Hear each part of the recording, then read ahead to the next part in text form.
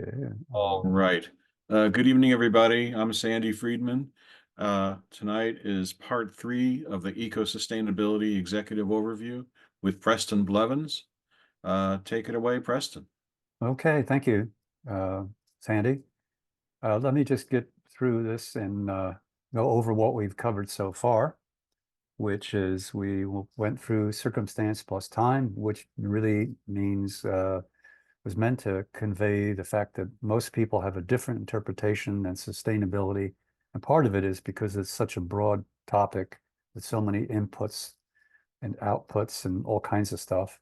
In fact, Sandy and I have been looking at lots of courseware from other individuals. And in fact, when I find something worth sharing that they've done already, I look at it and I disagree with some of the points. So I guess I'm a living example of not everybody is thinking the same way about sustainability. So we went through that, the history, and we saw that there were three distinct periods.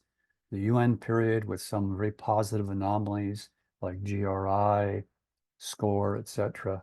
And then the essential toolkit, which was SCORE for planning, supply chain planning, for managing risk, etc., and all those things there. Very important. And then it was also the GHG protocol, the standard for carbon accounting, both scopes 1, 2, and 3. And by the way, the owner, WRI, out of Switzerland, they in fact have lots of other supplements to what you've seen in the courseware stuff that we've been showing. They have supplements to help you understand how to implement. So don't take those three manuals. There are four manuals I put up and hot linked as the end of the learning experience. And then we went on to the water footprint network. And today or this evening, we'll go over the reporting standards, uh, which are becoming mandatory because of ESG, et cetera. But there's a lot of confusion about what standard does what. And I'll go through that very quickly. And I think by the time we're all done, I'll show you one diagram that'll make life simple. You can see that you have choices, but there's no complexity there. Everybody seems to want to harmonize with each other. So let's start with the reporting standards. One of the things that I'll start with is actually CDP, the Carbon Disclosure Project. Now, it isn't a standard per se. It's almost a quasi standard. It's a very unique company and the whole team of people trying to fight climate change, organizations trying to fight climate change. So we'll go over that, and then we'll move on to GRI. I mentioned both of these in that history. Remember the three distinct cycles there, the UN cycle, the business community cycle, and the finance. They were both part of that history. GRI, and then we'll go over SASB, which is the financial side.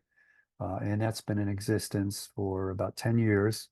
And has done some really interesting things when it comes to making it easy for companies to report. We'll then move on to more. Let me get on to more. And the next one up is TCFD, which is a mouthful. It's Task Force on Climate-Related Financial Disclosures. And this was brought into the picture by remember that third wave, the finance folks, but I should have said finance and investors. That was brought in by TCFD, which ironically was created with some funding in the beginning from Bloomberg, the guy owning Bloomberg reports, etc. And that deals with risk, and they want it publicly declared by publicly traded companies on all the major exchanges. So we'll go over where they're at right now. An ISSB, it's a newcomer on the block, but it was instigated by multinationals, large multinationals. They were looking for one umbrella to report to and to deal with. And then we'll go to the Standard Development Goals from the UN, which some companies will use as a reporting mechanism. They use one of the 17 different options or goals listed under that umbrella. And then we'll move on to ESG, which is really a collection mechanism. It's kind of a framework where you stick things that relate to reporting on sustainability and then social and then governance. So it's more of a placeholder. And it's just because of consistency in reporting that ESG exists today, even though it is very flexible and perhaps more flexible than it should be. We may need more uniformity in the future. So let's start with CDP, Carbon Disclosure Project, and it's a really interesting company because almost everyone who has a reporting standard has a good working relationship with CDP. So it's unusual that everybody wants to collaborate with them. Now, first of all, let me just give you their charter. And I don't really like to read things off of a screen but in this case, I think they've done a very good job of wordsmithing and getting their message tight. CDP works to transform the way the world does business to prevent dangerous climate change and protect our natural resources. Then they have a follow-on to that. We see a world where capital is efficiently allocated to create long-term prosperity rather than short-term gain at the expense of our environment. And that's a pretty noble opening set of statements. So let me go back and then move on to the next slide. What they really do, they have three areas of focus. The first one is emissions. That's where they started in the year 2000. And they also quickly, in 2007, brought on board water, recognizing the importance of water. And it coincided with the UN declaration and the CEO water mandate. And so it gained momentum because it incorporated water, which is a scarce resource, as you remember. And now they also deal with forests, which is very critical to absorbing GHG emissions. So it's important that we protect our forests. So they're quite active. Yeah,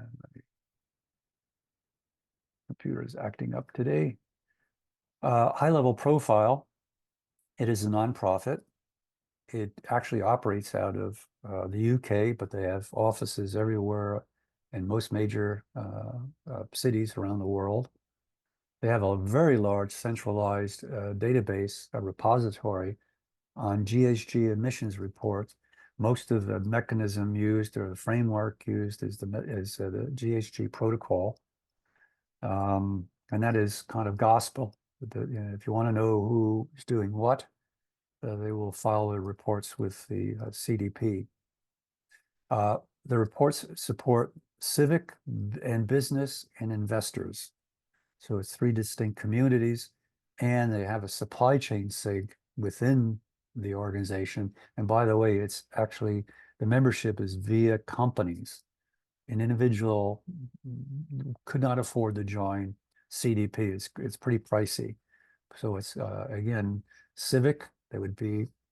I live near San Diego. San Diego City is a member of CDP. California is a member of CDP. And they have a very large investor community, which has an astounding amount of money that they have under their guidance. And the supply chain community was very distinct, and you'll see that they are using best practices for sustainability in their decision making, and their annual spend is quite large. Global 500s, 500 companies. When it comes to corporations who are active members, tend to be the part of that 500 community, the global 500. And the investor members manage 136 trillion US dollars, which is a big sum of money, 136 trillion. And later on, when we get to downward pressure or pressure pushing everything down and trying to influence behaviors, you'll see that their presence there makes a big difference in having all sorts of organizations, including government agencies, respond. Their supply chain SIG spends 6.4 trillion annually. And some of the members of, well, here's a little statement about their supply chain SIG. They use CDP to guide them in their procurement and sourcing activities. And I remember way back when, 2011, they had a report and it showed that within their SIG, they had, of all the companies, 80% of their supply chain staff and procurement staff was already trained in best practices in sustainability. And this is like 2011. So they've been quite successful. This is a sampling of the companies. It changes. Some move out of the queue, some move back in, but it's representative of who's out there and involved in using best practices in sustainability in their procurement. Some other facts about them: they're very collaborative with de facto standard owners. Give an example with TCFD, which we'll get to, which is a standard that was developed to deal with disclosure of risk on publicly traded companies. They collaborate with them. They've collaborated with GRI, the Global Resources Initiative. So just about everybody that has a standard works with CDP. It's kind of like it's an odd. It's almost like someone's favorite uncle or aunt. If you have extended family, the one that you always feel comfortable with and will have a conversation with during the family reunion. It functions as a request broker for its members, and I'll get into that in a minute. And it also evaluates and grades completed questionnaires, meaning they will send a request requested by a member to a number of companies for them to fill out a questionnaire that reflects basically and all the requirements that all the other standards that have become global standards need, all the information that they need. And then when the information comes back, they evaluate it. And I'll go over that whole process in a minute. Here's the process itself. So we have the CDP members are investors, civic organizations like cities, states, countries, etc. They have a supply chain group that operates within it. And those are from member companies, but they want to hone their practice and harmonize on the way they go about convincing suppliers to be sustainable and coach them, and the Fortune 500. So the process is that a status request is made by one of the CDP members. And of course, they have 3 different questionnaires. The largest is the one on GHG, and I believe it's probably 170 to 180 questions. The second largest is water, and the smallest one is forests. So a member can request of any one company either 1 or up to 3 different questionnaires being completed, and they're very specific to that. So it's well crafted, again, in collaboration with all the de facto standards out there. So the specific. So what it does is it starts the process by it sending the questionnaire with a cover letter to the C-suite representatives of the target company. And at that point, the questionnaires have they're both quantitative and qualitative. So they want both kinds of data. They want very specific data that is quantitative, and they want a contribution made or a statement made about the qualitative efforts that they're making. So it has both incorporated in their surveys. The survey itself, because they process so many, they don't allow any attachments, no omissions, and online only. So it's very cut and dry. It makes for discipline, because later on this evening, when we start to talk about this other organization that deals with long-term planning, the Science-Based Targets Initiative, they came into prominence because most companies, when they had some flexibility in reporting, came up with sloppy, inaccurate, unmonitorable submissions for their planning. So here, CDP is very rigorous in how they want stuff. So when a supplier responds, or a company, bear in mind it could be the state of California wanting to know about an information technology service. So it doesn't have to be, when I use the word requesting of a supplier, remember, it could be any one of those. So when the supplier responds, if they don't respond, they could grade it as an F. They have a deadline. When it's nothing where there's excessive pressure applied. In fact, there's sample letters that I could show here in the future. I might just do that. But when they do respond, the response is reviewed and graded. And to give you some idea of the grading, again, F doesn't mean they fail.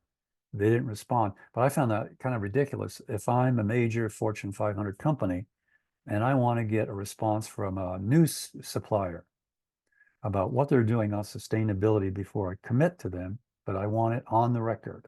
And I want it, I want it from a highly disciplined survey document that CDP offers.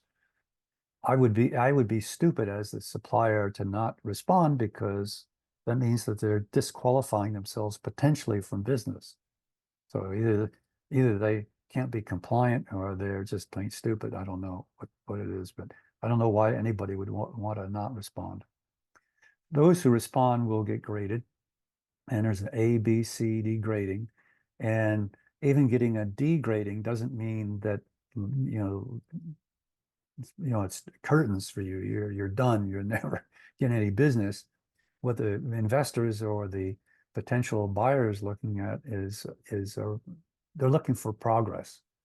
So if a D the very next year moves to a C, and the next year moves to a C plus, and then the fourth year a B, that shows willingness and an opportunity, and that they're making efforts to improve, and they are achieving something significant.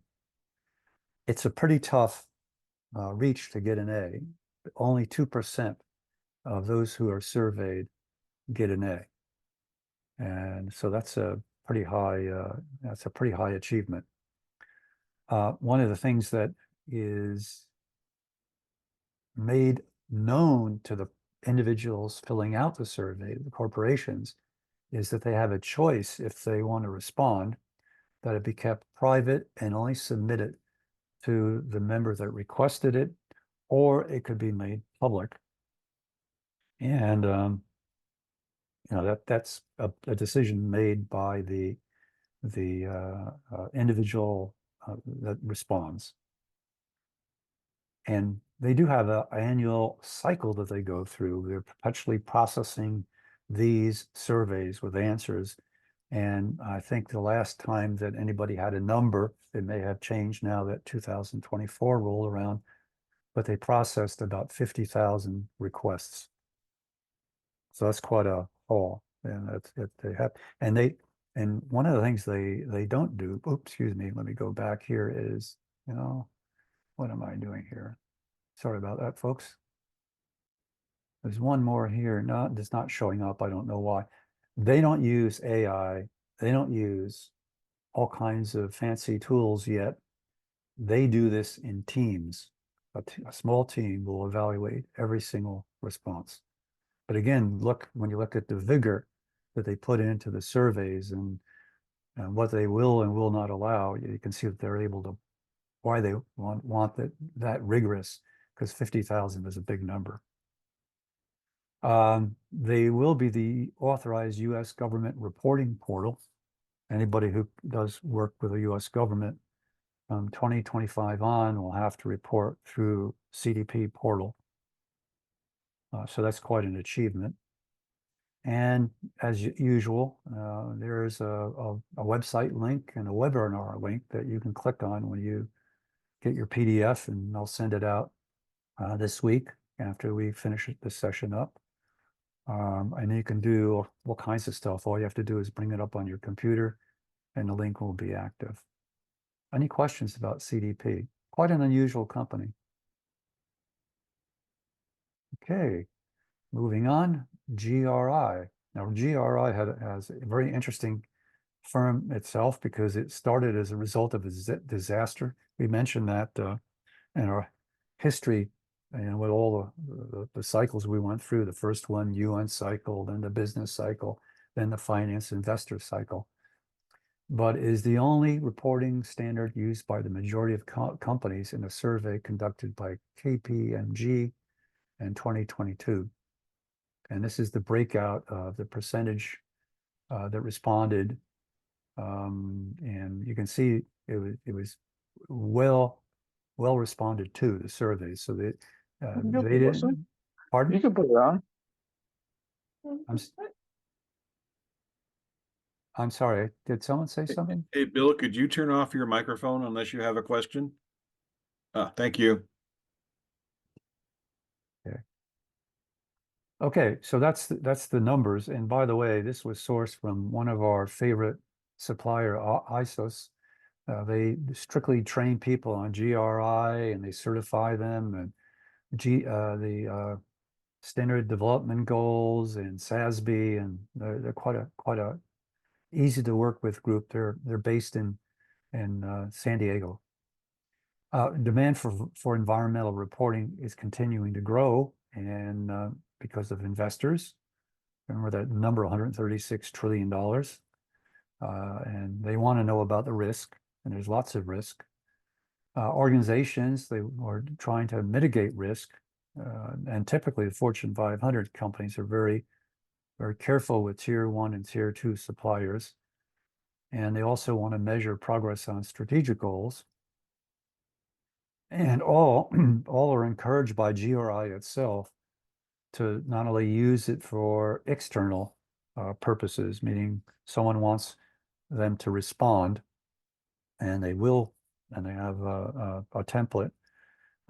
They also encourage the company to use the company's response internally to make sure that the employees are aware of the challenges that they have in front of them, the good things that they've accomplished, etc. So we'll go over that in just a minute.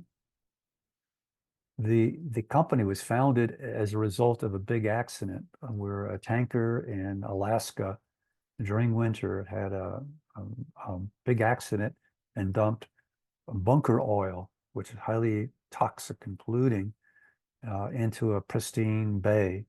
And everybody was in an uproar, and a group got together and founded GRI. And the focus originally was just to create an environmental accountability mechanism. At this point, there were no standards for pollution. In the US, you had the EPA, yes, and I'm sure in Europe and different countries you had it. You may have had it in other parts of Asia Pacific, and no matter where, there must have been something. But at this point, there really wasn't a global standard that helped people understand who is accountable for major pollution. So they wanted a mechanism put in place. And as an organization, even though their impetus was really this disaster and the environmental side, they also understood very early on that the social and governance side of any company was important because that dictated behaviors, how they treated employees, on the social side, how they treated suppliers, how they treated the community the company resided in, and governance, the governance structure itself. Did it look like it could really manage a company in a responsible way? So they were very early on that. In the year 2000, they were considered the first global framework for reporting. You had the GHG protocol was not for necessarily reporting, it's for GHG accounting. And eventually you would report stuff. They tell you how to report it. But this was a framework for reporting globally.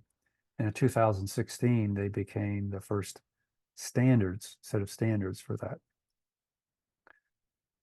They have both general and sector standards. By a sector, we could say ag is different.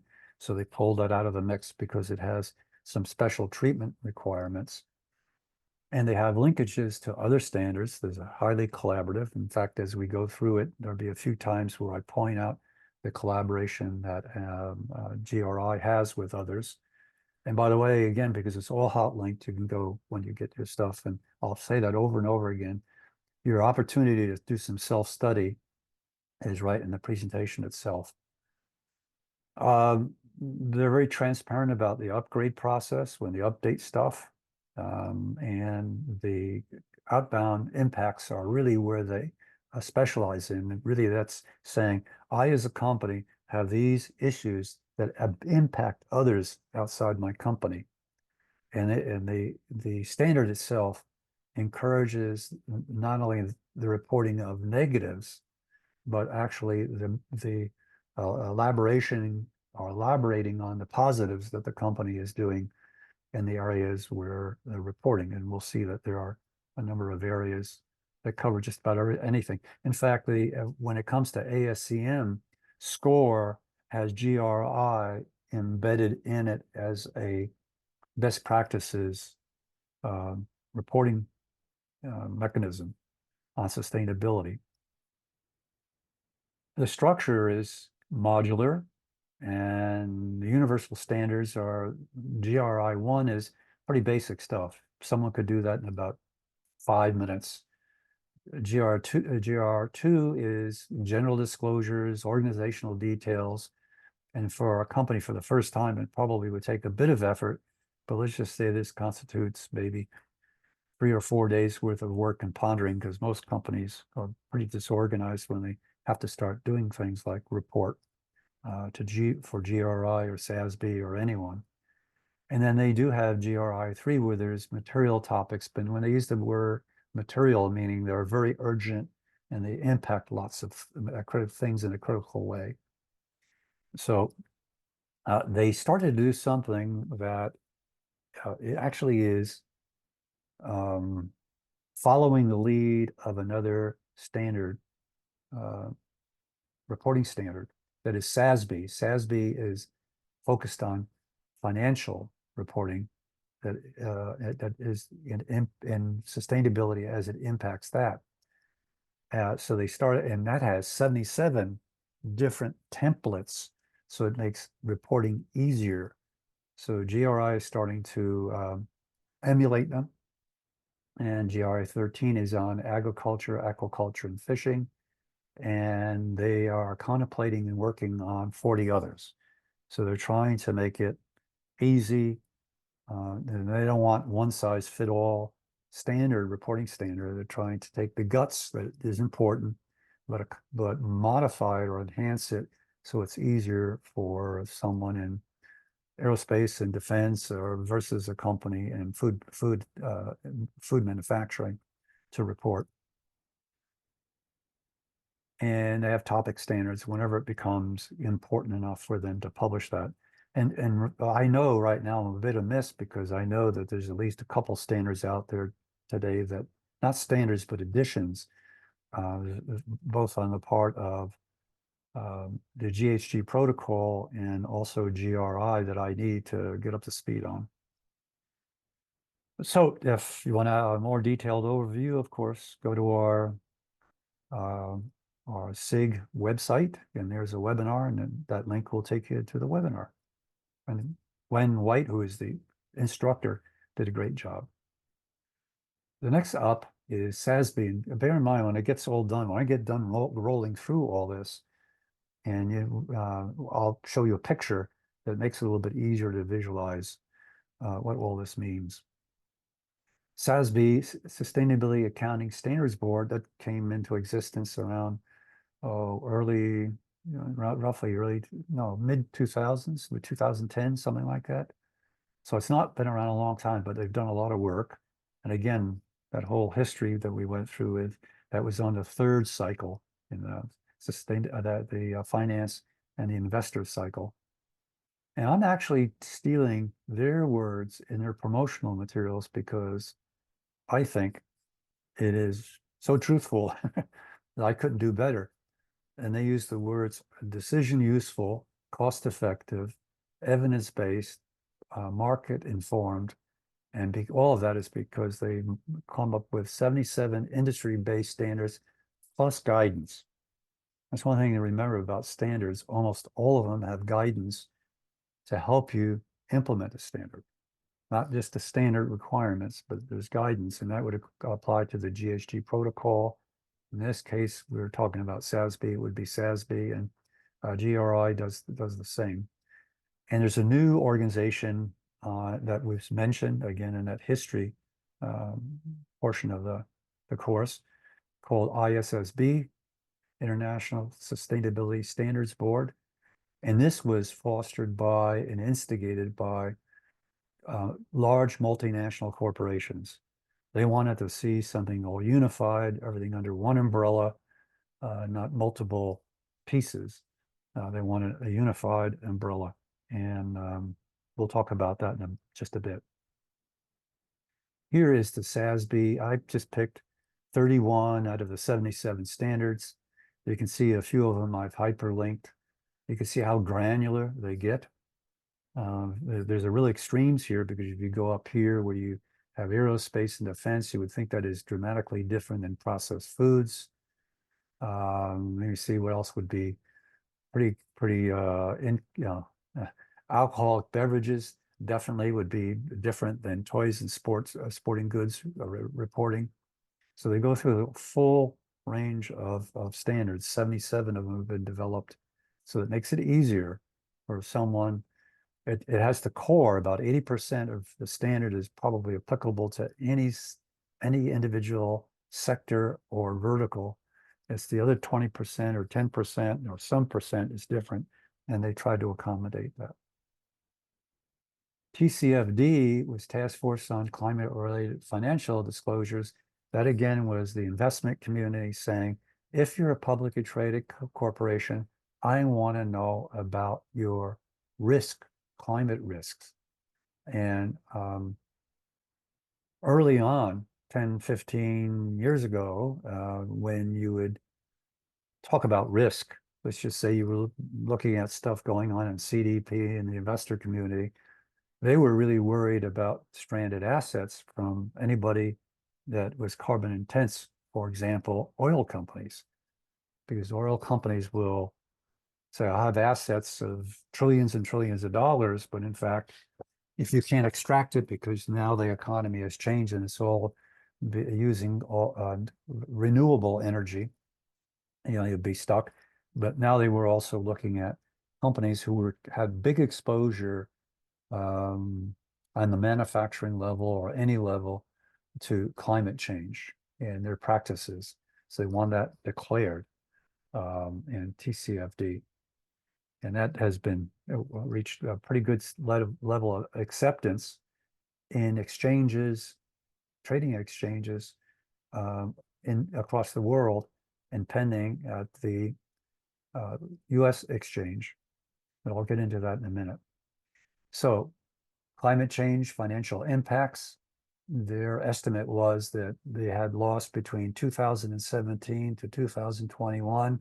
Investors had lost $1.28 trillion US dollars. And by the way, the instigator of TCFD, one of the individuals who funded it was Bloomberg. If you've heard of Bloomberg reports, anybody that invests and they're a big investor, one of these individuals worth billions and billions of dollars. That's a Bloomberg world. The value at risk to manage assets by 2100 is estimated to be $43 trillion. This is all coming from the PCFD organization. And of course, the members who wanted all this and who were pushing for that was investors, lenders, and insurers. Insurers really care about this stuff too. You can see the reaction just on the civic side with hurricanes and fires and floods about insurance companies withdrawing support because insurers don't want, they want to take your premium. They don't want to pay you damages. They just want it all predictable. So insurers are interested as well. Uh, because, by the way, insurers really make most of their money by taking your premiums and investing them. And I know one of the major firms, I don't know whether it was State Farm Insurance or Farmers in California, ran into money and because they had made bad investments with all the premiums that had been sent to them by their customers. At one point, it's probably about 30 years ago. It's the publicly traded corporations are the target right now, and there are certain interesting things that have occurred that even takes into play outside of TCFD, private companies. So we'll get into that because private companies today are escaping examination on things such as climate risk. But we'll cover that a little bit later. And there's much more, and almost at the end. Here's who is using the TCFD standard: the EU, Singapore, Japan, and South Africa. And the trading exchanges that are pending is the UK, and I haven't checked on New Zealand whether they've gone live, but I presume that they have. And again, everything is hyperlinked. You can go get their manuals downloaded. The US SEC, Securities Exchange Commission, had it under review for 2023. They were supposed to examine it. TCFD was supposed to be implemented. Many corporations are protesting it because that would be opening the kimono. There's an expression about transparency, opening the kimono. And so they're fighting it, and it looks like 2024 will be the date. And also there is complaints on a number of large companies who don't want Scope 3 incorporated into their reports. Very collaborative with CDP. They've been that way all along. And as I mentioned, CDP has been collaborative with all the established standards. And Scope 3 is required in TCFD reporting. Now they're integrated with ISSB. Remember, I mentioned ISSB as this umbrella that was formed at the instigation of large multinational companies who want one common umbrella that's harmonized. They want all these standards that they know work, that they've been using as a reporting mechanism, be it GRI, TCFD, you name it, they want it harmonized. And so this ISSB is the organization that's going to do that. And it brings us to ISSB. I use this kind of like space station thing, and that's, I guess, their vision of themselves, that they're overlooking the whole globe. They have a global perspective, and that's okay. You know, we need consistency on a global basis. So the purpose again was to have one global, all-encompassing, a sustainability standard, and that's only a reasonable thing I think that's reasonable. And the way they've gone about it, you'll see, is reasonable. So driven by, as I mentioned earlier, multinational corporations and large investors. The focus right now that they have, and they've had throughout 2023, is integration and harmonizing, and that's with GRI, with TCFD, with SASB, et cetera. And the way they achieved it is, in some cases, a little bit different. Here's a graphic of them, and you can see that they've acquired SASB. They've acquired them, and they're harmonizing, and SASB has had a pretty good sized client base. Again, it's considered a golden quality reporting mechanism on financial stuff with sustainability. TCFD, by and large, has given over management of maintaining the standard that they set for disclosure from a corporate standpoint, basically public corporations, but it really would apply if the veil of privacy was removed from privately held companies. And there is collaboration. That's what the dotted line is with GRI. So GRI, remember, is concerned with issues they push out into the community on sustainability, outbound impacts. And so they're harmonizing. And the other one is CDP, who's made sure that the needs of ISSB is reflected in their questionnaires, in their surveys. And then there's another piece that's a little confusing to people. They'll see this thing called IFRS, and that's the International Financial Reporting Standards. And they own ISSB, but they have a sister company that's been long established. It's IASB, International Accounting Standards, which is primarily, it's really accepted in Europe and other international markets outside the US. So it's well established. So it's in good hands, right? They're very disciplined.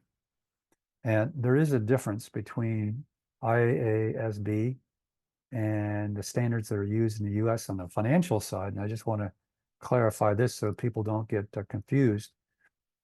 And IASB uses principles. It's a principles-based reporting standard.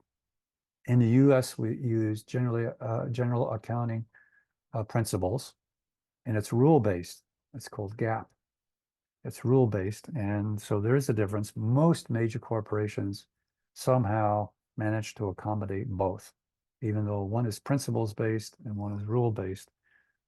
I've heard opinions that say GAAP might be more disciplined, but again, you know, the world operates, and that's not my expertise.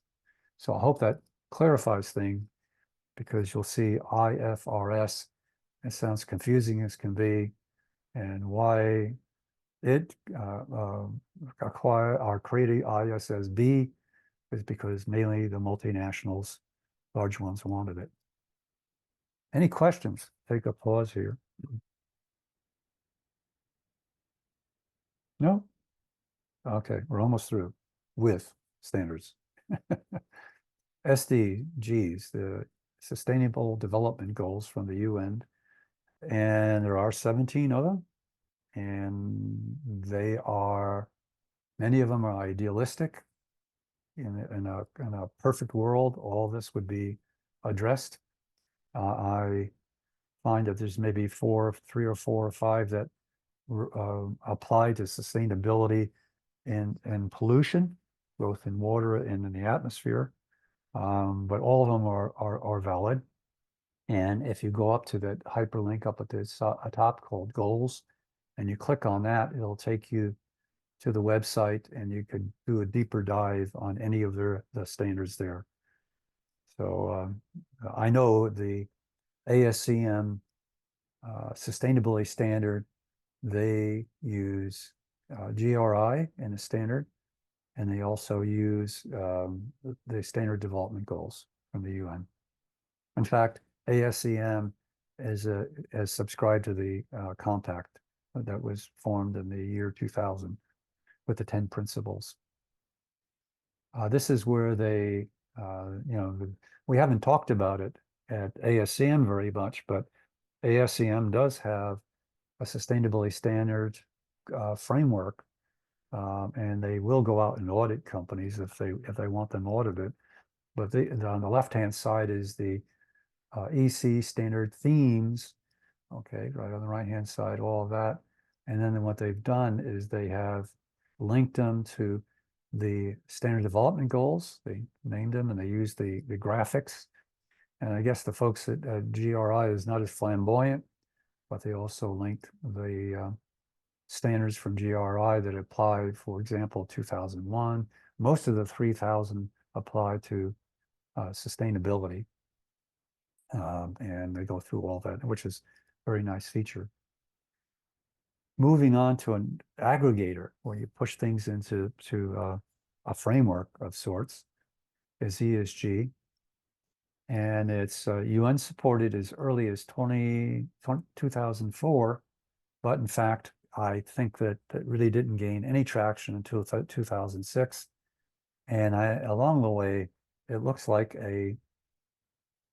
um, a less potent version of what was intended was launched called CSR, Corporate Social Responsibility, which really doesn't get as much into the E side of ESG, but is often synonymous. Both of them are synonymous with each other. But it was out there and circulating a long time um, before ESG became highly accepted as an aggregating framework where you put all the data for E and S and G. Really, you might think of it as people, planet, and profit without profit, but in fact, I think that's misleading because there are elements of ESG that if you don't comply with all of them, you won't have a company and you won't have a factory. So you know, this profit is hinted at, but not part of the people, planet, and profit slogan or viewpoint.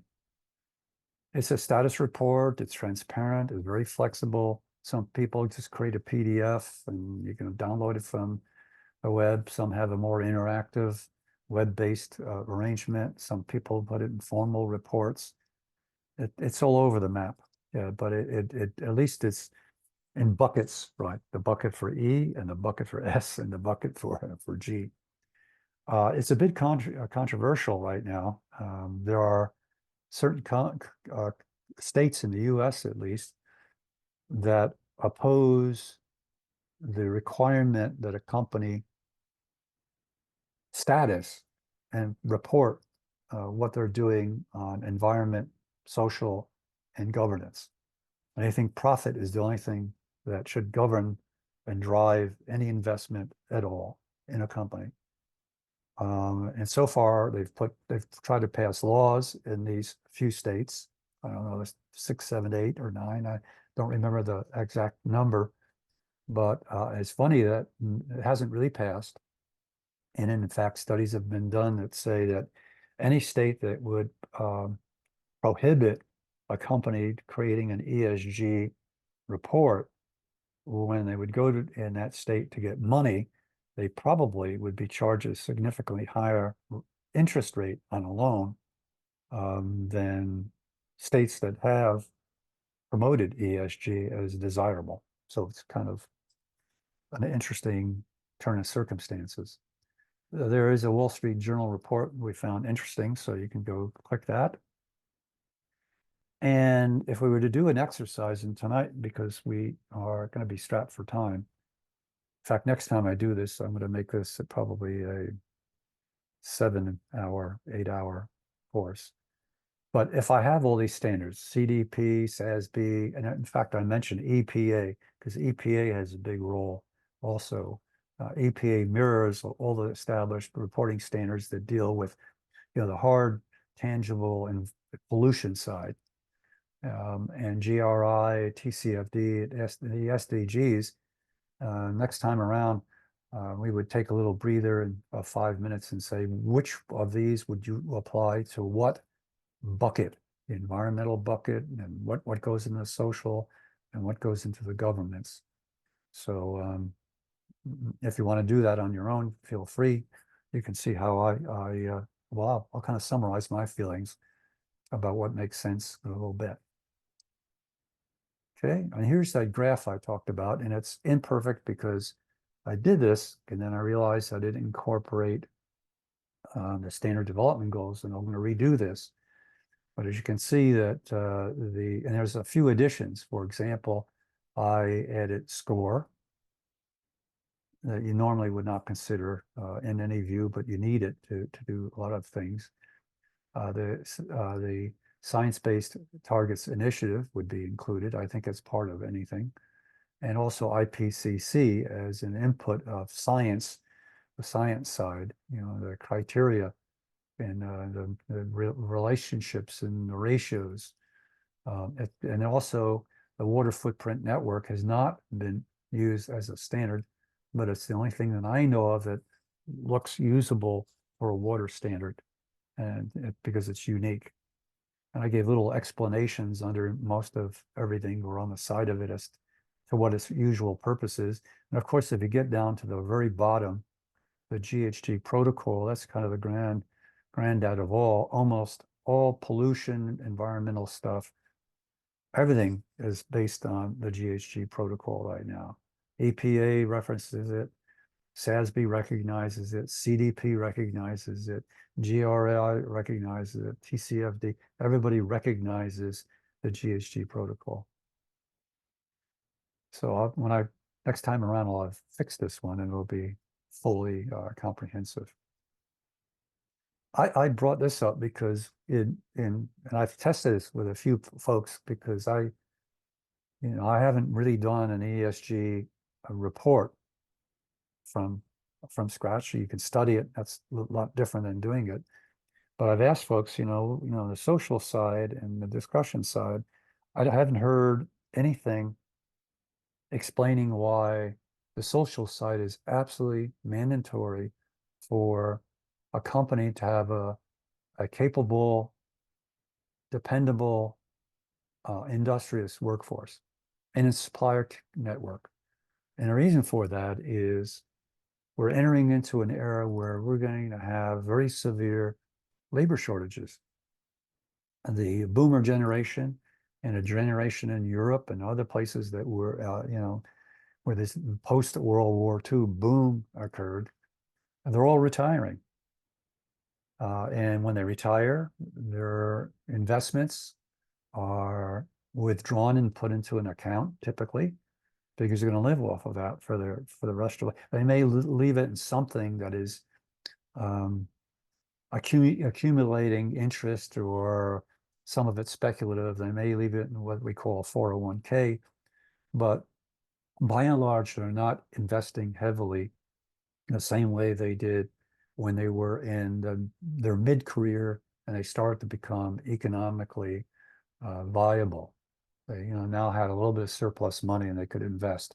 Now they're going to live off their investments. They're not going to invest it per se. They're going to live off the investments. They're not going to invest in companies other than where there's no risk. That's typical of the behavior.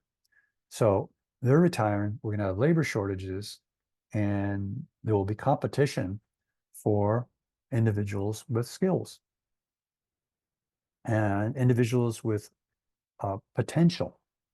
So I don't understand how you can actually run a company without having a good, solid program that looks good and feels good in the social bucket. When it comes to the governance bucket, what I haven't heard much about, if you see a kind of listing of things that they want to have happen, it's only briefly mentioned, and it's one of maybe 10 or 15 things. You name them, what you're looking at when it comes to listing of governance essentials. Leadership is not really emphasized. But if we're going to go through a transformation that we've never seen, at least since the Industrial Revolution, that's so abrupt, we need good leadership to take you through that. And it's just not someone who uses a textbook and uses that as a management tool. It needs someone who has good analytical skills, has good people skills, is a leader, and because it's going to be a bumpy road for the next 20 years. So I feel a little taken back by the fact that leadership has not been really elevated as a critical topic in a discussion of sustainability. This is one that I found that I think you'd find helpful. There's a guy who's put together an organization, Sustainability Advantage. It's not really a commercial concern.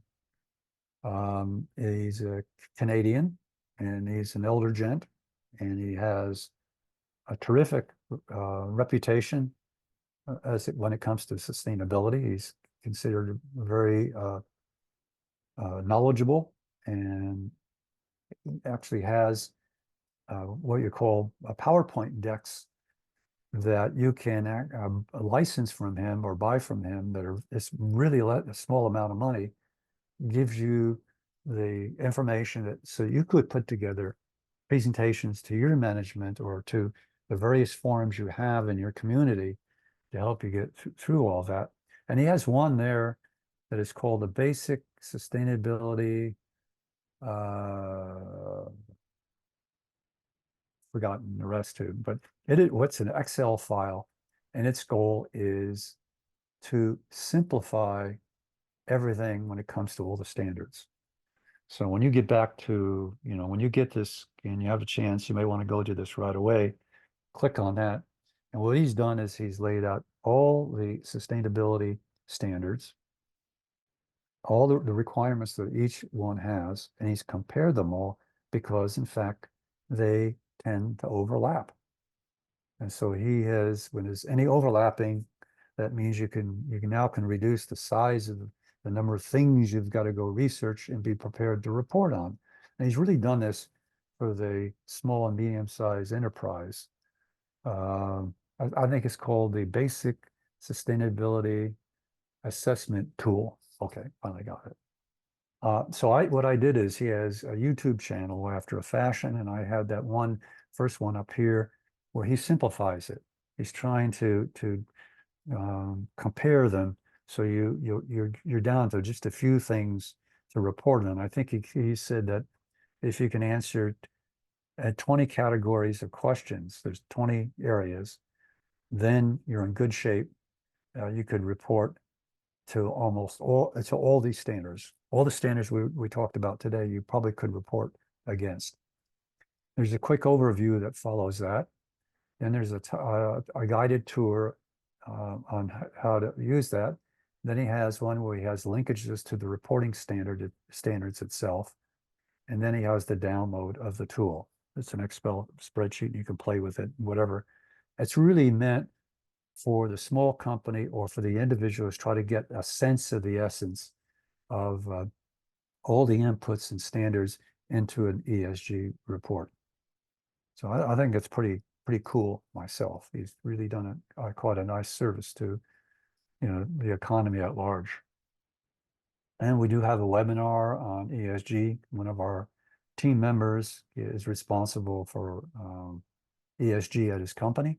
So he gave that for us.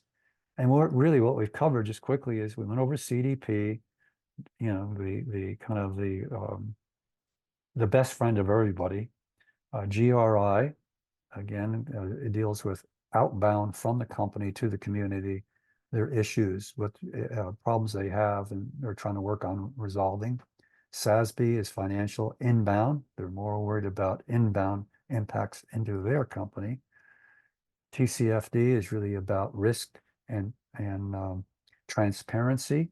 So if someone buys a publicly traded stock, they know exactly what they're getting. They know the risk level.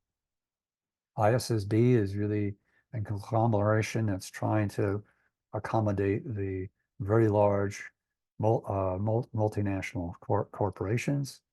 SDGs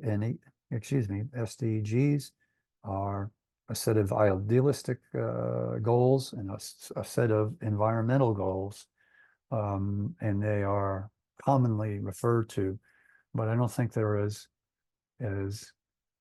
potent as, for example, GRI or SASB when it comes to reporting. Then you have ESG as a aggregator of data in the three buckets, the E and the S and the G. And now we're into long-term planning. Before we get into that, any questions?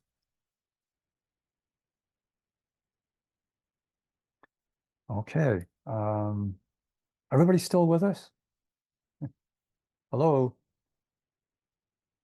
I'm still here. Yeah, we have three guests, Who? Bill, Giant, and Niraj. Oh, Still here. okay. That's good. By the way, I've worked all day on this, so and I went to meetings I was at a meeting at 7 a.m. So if I'm not exactly articulate, please bear with me. I'm a little bit worn out today. Long-term planning. You're doing fine, sir. Okay. Long-term planning, just get into that. And this is this is a preamble to why long-term planning is really important. because we've tried to keep it to 1.5 C, less than. Maybe I have the symbol the wrong way. I have to figure that out. But we wanted to keep it under 1.5 C, which I believe is 2.5, 2.7 Fahrenheit. And there are a number of reasons.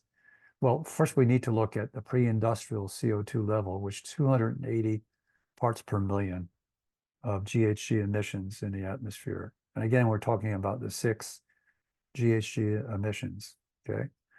And carbon is the most abundant, but not necessarily the most potent. And by the way, these emissions generally, at least carbon and methane, have about a 100-year life cycle. And they're most potent, particularly methane, within the first 20 to 30 years, something like 80 times more potent. They have a thing called a warming potential. I think that's the right description. And so when you see CO2 and you see an E, that's all the other 5 GHG emissions and your potency, and it's translated into the equivalent of carbon emissions. So 1 ounce of methane is really like 20 ounces of CO2. So pre-industrial levels 280, and there was a recent study done by, or it's actually ongoing, out in the Pacific, and it's run by Scripps Oceanic, and UC San Diego. And this is not unusual. Their reading got to be quite high this last summer, quite high, and are tracking it. And the rate of throwing pollution into the air is increasing, meaning it's building at a very steep incline. It's going up quite a bit. The trajectory is really rough right now. And the UN members all agreed for a 2030 less than 1.5 centigrade or Celsius. And at 2050, we would be at net zero. And bear in mind, because later on as we have this discussion just a little bit, we will still have decades of pollution that we don't want in the atmosphere, okay? Even when we hit net zero. So we'll get to that in a bit.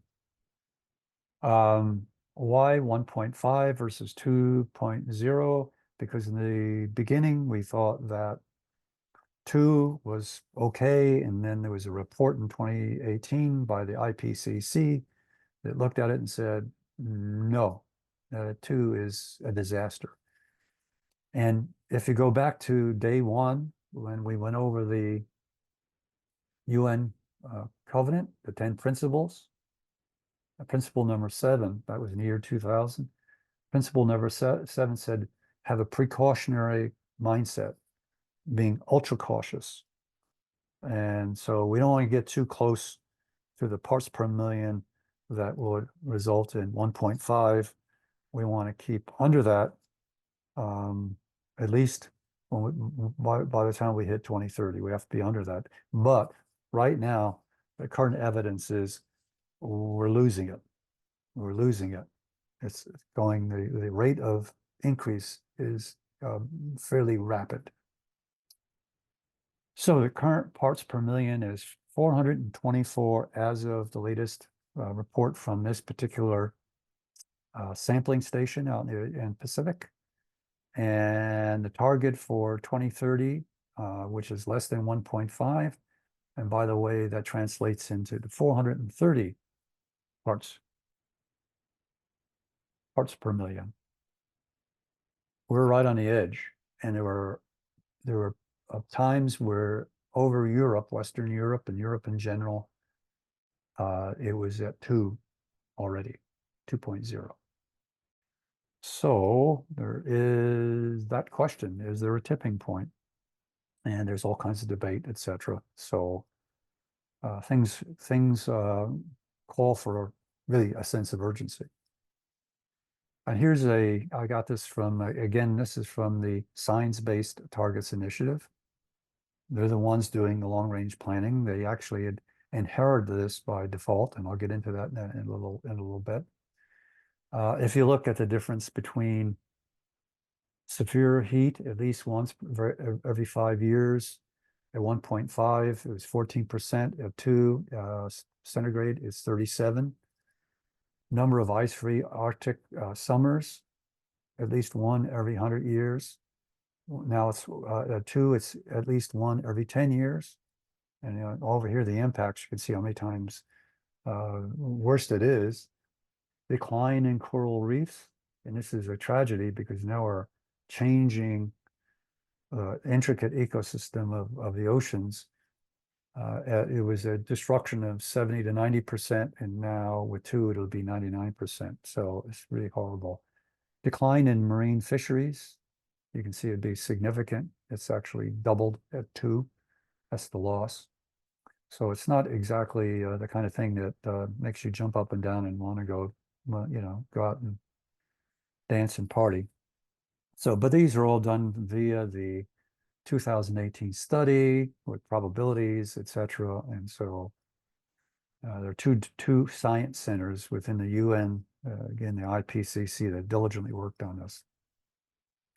So this brings us to that one mechanism that's gaining traction today, called the Science-Based Targets Initiative. And you can see that it has founding partners. They're pretty credentialed. They're kind of the royalty of the sustainability movement, CDP, the United Nations, WRI, that's the GHG protocol owner, and of course all the folks that have been talking to us about saving biodiversity. And I'm not quite sure who these are. I've never looked them up, but that's a pretty heavy set of founders. And you can see that science-based targets actually was pushed into its our current role. It had the methodology, but it was pushed into it by circumstance, and I'll get to that in a minute. So this is its real target. It's a global body. It's helping people set ambitious emission reductions to the latest climate science. And I should say that it is a very rigorous methodology or framework. It's a framework. So here's some new words in the vocabulary. One, just run through them. IPCC. I don't know if it's new, but we've heard that, but it'll be referenced a few times throughout the rest of this. Ambition is. They're saying this is ambitious. We need to be ambitious because we're already losing the fight. We need to make up a lot of ground. Near term, long term. We normally haven't heard that yet in any of this course, nor would you hear it normally when you just talk about the GHG protocol, water footprint network, etc., or SASB. We don't use near term, long term, but it's new part of the vocabulary here. Sector is kind of used elsewhere, but it's very important in the science-based targets dictionary. Convergence, very important. Cross-sector, very important. Absolute. All these words take a new meaning when you start to look at the methodology. Pathways, guidance, and boundaries, those are used before, but they are used here. And again, but they're not used extensively elsewhere. But they're used here and discussing that. Neutralization and abatement is a different choice of words used within this framework. So a little bit about being there at the right time in the right place. The Science-Based Targets organization was founded in 2015. And in 2018, the IPCC created its 2018 report. And as you can see, it's hyperlinked. And so if you want to download a 200, 300-page document and go through it, I think you'll find it interesting, but you've got to have a lot of fortitude and a lot of endurance. And in 2020, because of the report, the UN organized a campaign called Race to Zero. They said, wait a minute, we're in trouble. We need to get going. And they actually reached out to corporations and said, you know, we really need to make a major change here. And so they went off, and lo and behold, in 2023, the Science Based Targets Initiative went from uh, being out there and unknown to being center stage. But there was something that happened with the race to zero that instigated or was the reason for that movement. That is very specifically that companies jumped on this race to zero with enthusiasm, but really what was missing, and this is the pieces that were missing, was the lack of a robust benchmark triggered skepticism around net zero, because it was a race to net zero based on the 2018 report. And you'll start to see why all these thousands of companies that reported, the reports didn't have any currency because they had incomplete boundaries. They had delayed action, no milestones, no targets, just general statements. Vaporware. If it was software, it would have been vaporware. Empty, enthusiastic statements, or a bit of green painting, you know, greenscaping, whatever it's called. I've forgotten. We'll get to that in a bit. So that brought into play the need for the methodology used by SBTI to be moved up and put in the center as a centerpiece, and be the organization backed by CDP, backed by the UN, and backed by WRI. And that's why they've been there for a while, supporting them. And again, these are other reasons: mitigation, deterrence. No, there was no focusing on offsets, not focusing on real mitigation, getting rid of the emissions, not buying offsets. The other one was poor accountability. No one was really scrutinizing the details to make sure that those who made a plan and a commitment actually lived up to it. So these are the reasons. So something very robust was put in place, and the short term means in SBTI, it means in a 5 to 10 year time frame from now. And I would say that 2030 is probably a pretty good date to hang your hat on, since it's been out there for a while. The long term goal is net zero by 2050. That means that across the globe we have stopped emitting excess of GHG. But we still have the problem of that residual in the atmosphere.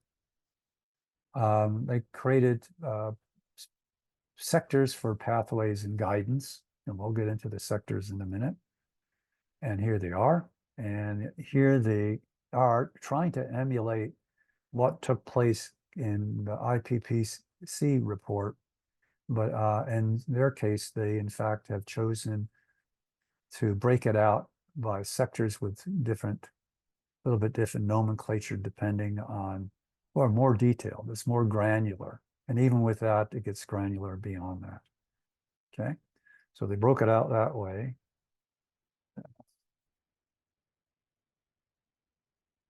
What they wanted to avoid was any offsets, which is really trying to trick the system, because there's no real rigorous system to guarantee that offsets are valid and will work over time, or will be there for the life cycle that they've been sold for. Also, the GHG protocols, scopes 1, 2, and 3, they were one of the first to jump on the bandwagon for 3 as a required reporting. Up until about 2 years ago, for the most part, it was voluntary, and it's now starting to tighten up as being mandatory. But they require scope 3 reporting. But you'll see they put a cap on it. They recognize that most companies cannot get 100%, so they set a number that we'll review. Convergence or absolute. Convergence really means that if you're in one of these sectors and you're located in geography. You're a company that makes, let's just say you're a utility. But there's 5 utilities in California or 4 or whatever. Convergence means that one of them is truly behind, but they have to come up with a plan to catch up. They have to converge with everybody else to get to 2050. So at the beginning, their year by year target for reductions would be greater. And then the other, let's say there were 4, the other 3 utilities out there, because they had made substantial improvements and gains over the years. Absolute means that you just stand alone and you report and you're stuck with a fixed target every year, period. You have to come up with a plan to make that target happen. In all cases, you have to have a plan. There has to be milestones, and everything gets reviewed. Plans are vetted by SBTI, and you can get kicked out of you can have your plan canceled, invalidated by, maybe that's a better word, by SBTI, and you have to start over again and create a plan that reflects reality, and they'll go through and vet that new plan and set you off. Maybe the plan was there, it looked good, and the company lost discipline or circumstance overwhelmed them. The other part was milestones. I mentioned that, annual reviews. I think I mentioned that. There is an SME pathway, which they've tried to do is take the administrivia, and it's very intense, but easy to manage for a large corporation. They try to simplify things. So the medium and small enterprise, they try to get them to come into the fold as well. And they have fire brigade thinking. You'll see in this as we go through it that if there is a company in a sector that is having trouble and they have a competence problem, or they just need someone to give them advice or whatever, it's the standard here, the framework encourages others to help within their sector. Go out and lend a helping hand. You're in it together. Because if this company fails, it's a black mark against your industry, your sector. So in fire brigades, when a fire breaks out somewhere and it's a big fire, you'll have fire brigades coming in from all over the country, out of offshore. They'll come in from all different countries. So they all move and help, and just leave a small group behind to defend their turf. Unless something breaks out, they stay and help fight the fire. Fire brigade thinking is what I call it. There's the post-zero consideration. They have to find ways, and they're debating, looking at various ways of reducing additional carbon, absorbing it, either through mechanical means or through planting, and that whole thing is up in the air. They're hoping for technology breakthroughs. And there's a step-by-step commitment process established, and there's also, I'm sure this number is out of date. There's 2,500 roughly targets set and 2,400 commitments made. And most of this is by larger companies, but the growth is astronomical. Here's just one of their slides, and it's kind of an introduction, but what I like to highlight in it is that the goal of science-based targets initiative is to help companies know how much and how quickly they can reduce their emissions, because they know what's going on in other members of that sector. And so if someone comes in with a weak plan, they know it's weak because they're doing benchmarking. The other part that needs to come into play is, for some reason, my system doesn't want to work, is on the near-term targets, and that's, again, 2030, and then the long term. And they do have an annual disclosure that's required, and this is where they then get evaluated. Their plan execution gets evaluated. The results gets evaluated. And companies have actually had their plan invalidated and have to resubmit if they want to be part of the whole program. So it's all the disciplines that were missing in this whole race to net zero were dealt with. And again, we have those two major, and I'm sure there's many milestones in between. But the one that's the most important is the one down here right now, as far as our discussion is, we have this area right here. And there's two things that they want to happen is they want a beyond value chain mitigation. They want to have companies in that sector collaborate and work with a laggard. That's basically my way of looking at it. Work with a laggard and try to find ways of, hopefully, if there are reasonable offsets that have been established at that point, even use that. But they want this fire brigade approach.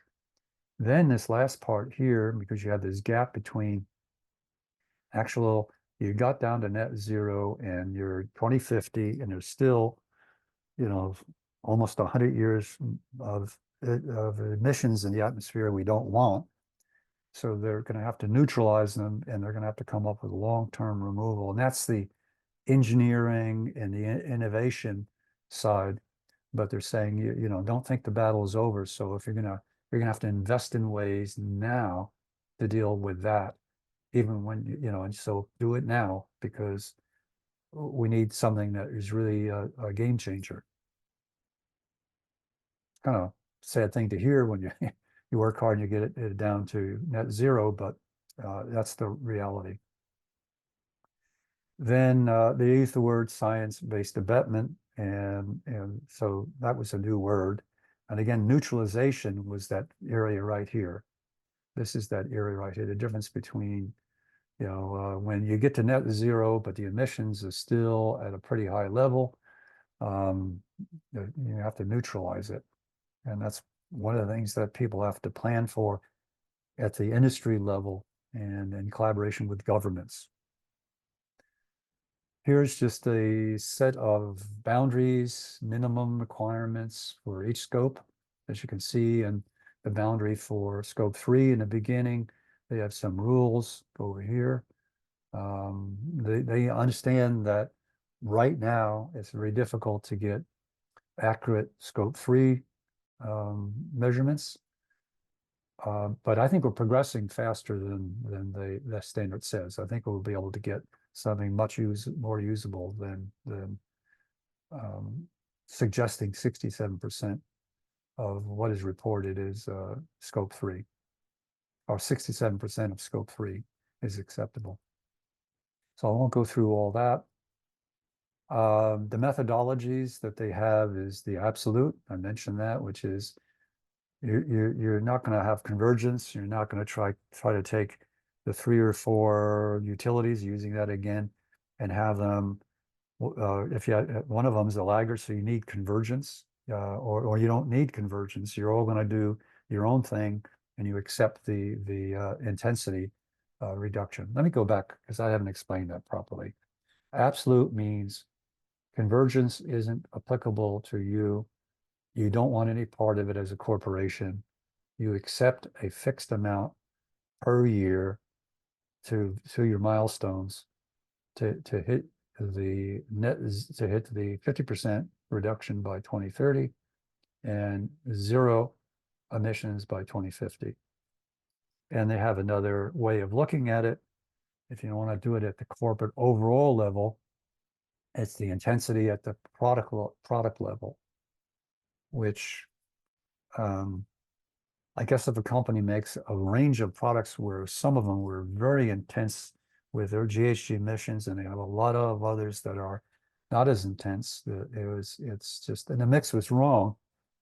This might come into play, but it's a bit, I'd have to see more examples to understand that better. And this piece is about getting supplier and customer engagement. So part of it's an educational need, and they think that's the best way to go.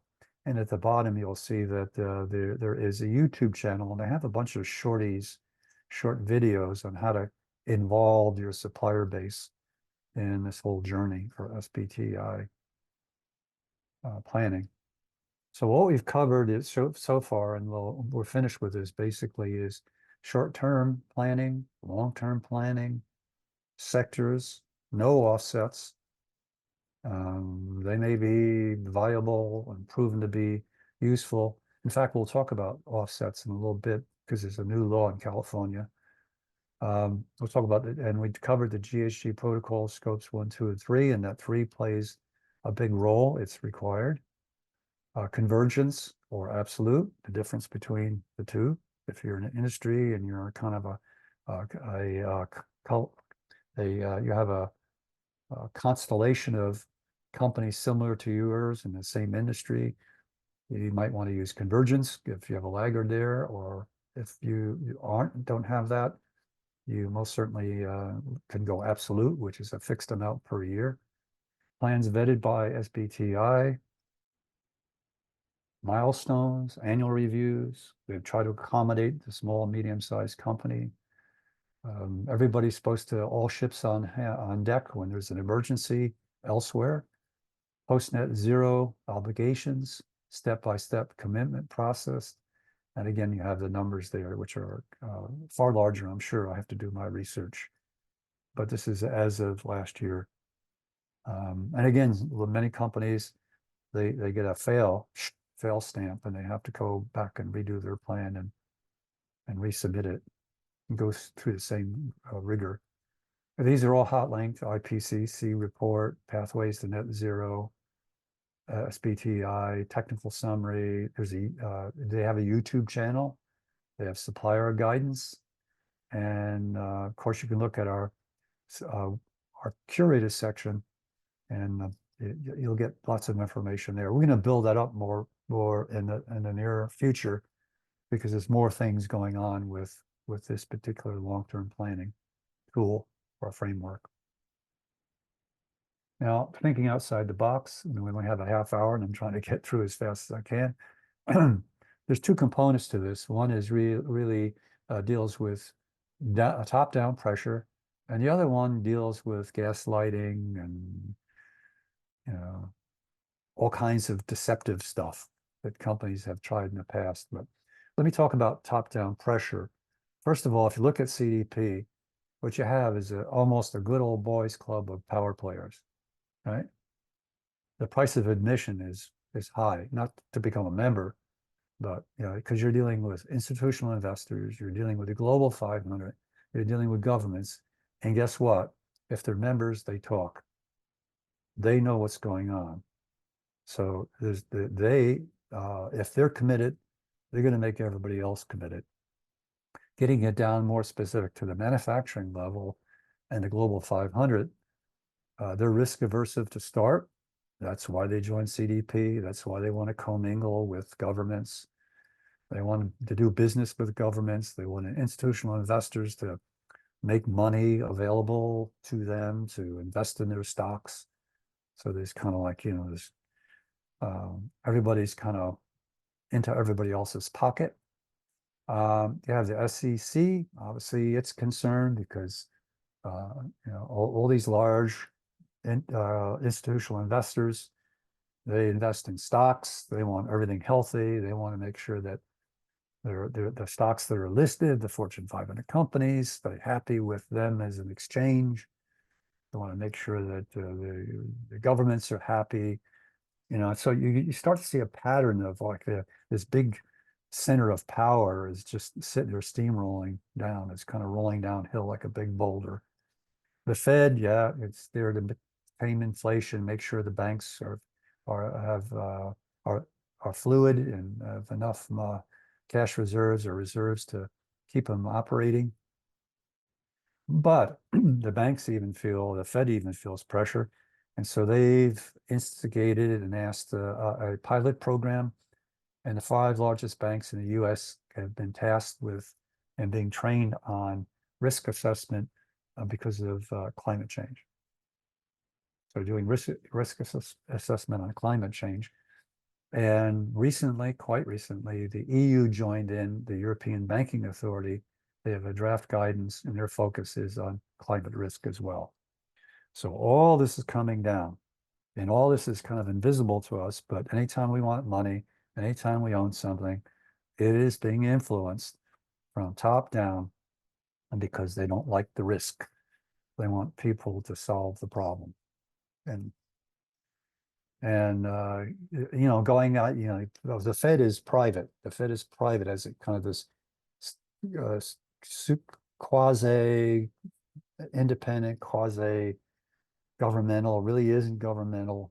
It sits there, it's a curiosity, but we do have a federal office, the Office of the Comptroller, that controls the currency.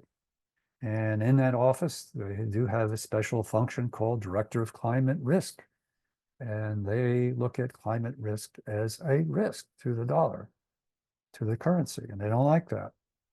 And in fact, they have jurisdiction over not only US banks, but any foreign bank operating in the US, they have a jurisdiction over. So it's, the government is even involved. So far, we haven't talked about direct government involvement. We've talked a trading exchange. We've talked about banks. We've talked about all kinds of stuff. Global 500 and institutional investors. They're not federal. This is federal. We have the director of or controller of the currency. More recently, the state of California has passed laws. This one is SB 253. And in fact, it actually mirrors all the things that everybody wants when it comes to managing GHG emissions. And they did one thing that is very, very, very critical, and that is they made sure that scope 3, just like SBTI, is required. There's a slight delay, but it is required. And what they also did is they have said both public and private. And the private side takes on significance, and I'll explain why. And that's roughly about 55,000 plus companies in the state of California, or having a presence in any way, or shape, or form. So right now the threshold is 1 billion and larger, and there is a low dollar threshold investment on California presence. So if they have a toilet with a toilet seat at 5th and 6th Avenue, or no, 5th Avenue and B Street, and they say that is our asset, they are liable to report on everything inside of California and outside of California on their GHG protocol, on their GHG profile. No matter how small it is, if they have anybody operating in an office under their jurisdiction, they are required to report for everything across the world. That's the way I understand it. And right now they passed the bill, and I think it's CARB is going to write it. Right now, California has a financial crisis going on, and I think they're trying to find about $7 million to have all this fleshed out. This and another standard, which is the standard 261. This deals with financial risk, and actually another one, 1305, and I'll get into that in a minute. So they need about 7 million, and the governor wouldn't sign it, but now they're finding ways of getting around the governor. But the keys there is it requires scope 3. It also is investor production. It mirrors TCFD, mirrors the requirement that has been put in front of the SEC, the Securities and Exchange Commission, but it's also going to be the law in California. And I can't see how the SEC can get away without not making a determination in 2025. And it applies to public and private. And the threshold there is much, much less. It's just anything greater than half a billion dollar in revenue. And again, it's the same old story, low threshold on California presence. You have a Quonset hut or a pup tent, so and it has an address. You're going to have to report for everything you own around the world. Then the last one is this, let me see. Oh, this was the point I wanted to make about private equity has made 1/5 of the market effectively invisible to investors, the media, and regulators. I linked that to a magazine article from the Atlantic in which the trend on taking companies private has accelerated, and the number of companies on the public exchanges has declined. And there are good reasons for taking a company private if you don't want scrutiny for quarterly reports and having to make a profit and having everybody hound you and annual reports and all that stuff. Maybe if you're a company that you think can turn things around and doesn't want scrutiny while you're doing it, that's great. But there's what that's very secretive. You don't know what's going on with a private company. And in the past, a private company was exempt from reporting. Right? See, they're not trading on a public exchange, the SEC. And so as a result, there's problems. The article goes in to point out that basically, and I'm doing this off the top of my head based on memory here, about 40% of our economy right now is in a private corporate equity is in private corporations. So California has done a great job of making private mandatory. So either they get out of California without a trace, or they will be in big trouble. So SB 1305, California Voluntary Carbon Market Disclosure Act. We're talking about offsets now. All the stuff where people can sell snake oil and claim it solves every problem in the climate, but it actually covers the supply side. I've got something that is going to absorb carbon, I claim. It's going to look like this, and this is what it's going to cost to buy a share in that, and you can use that as an offset. And it, wherever there's funny money, people will rush to create scams and etc. So supply side says anything that originates as a offset in California is subject to this. Anything that is where the demand comes from outside California, that buyer is subject to reporting. And anybody who makes any kind of claim about climate performance will now have to report. Been a bit vague about how they're going to, package all of that, but it's quite a good thing that someone's trying to stop the possibility of people being swindled out of billions of dollars in the end. Well, the reasons why this was created was really pre and post net zero. Everybody understands that offsets at some point where people make an investment and they say, okay, I'm never going to turn this forest into an agricultural site. Or in this flat land, I'm going to plant a forest and as a carbon sink, or they make any kind of investment. We're going to need it post 2050. So they recognize that. And I made reference to SBTI. They're trying to have fraud protection applied here. They want these things vetted, and they want third-party validation, and they're really trying to get out of the dilemma that greenwashing and gaslighting creates. So let me go back one here. There is a hot link down at the bottom where a very accomplished individual, I've forgotten his name, but he's the one that did activity-based Kaplan. Kaplan was one of the authors of this architecture of what a offset carbon market might look like and how it should function. It's good reading. It's really solid, and hopefully the state of California implements something that looks like that. because we will need something where people are willing to invest and we know it's not a scam.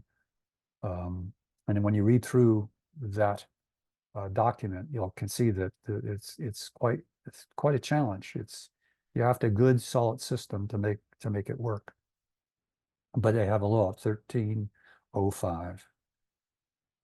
And any questions about all that stuff? So there's a lot of pressure going on the financial side. They're all concerned about how the money circulates, putting things at risk. I think everybody's Actually, been, they've yeah, been, this is Sandy. Niraj had a quick question. yeah. He asked, could you please advise on any book reference for sustainability from a supply chain point of view, and also case studies, caselets perspectives? I haven't found a single book yet because I haven't really looked. I've been trying to advise people. So I haven't really looked and because to actually recommend a book, you'd have to buy a bunch of books and read them all and then decide which of them was the best of the lot. And I haven't had the time or the energy to do that at this point. Hopefully I will in the future. Well, I could add that our curated website has a plethora of introductory, mid-range, and advanced articles and topics Right. on everything about sustainability. So I would invite everybody to check out our curated website. I sent out a link earlier for some ESG Mhm. articles, and that's the section it's in. If you just click out, maybe I'll send out the link just to the general curated website. There's over 100 articles in there now, believe it or not. Right. And there's everything from beginning to mid-range to advanced topics on every subject that Preston has talked about tonight. So let me send out in the chat the link to that. Right. But I think what he was asking for, is there a definitive textbook that I would recommend? And I do not know of one that at this point that I could recommend.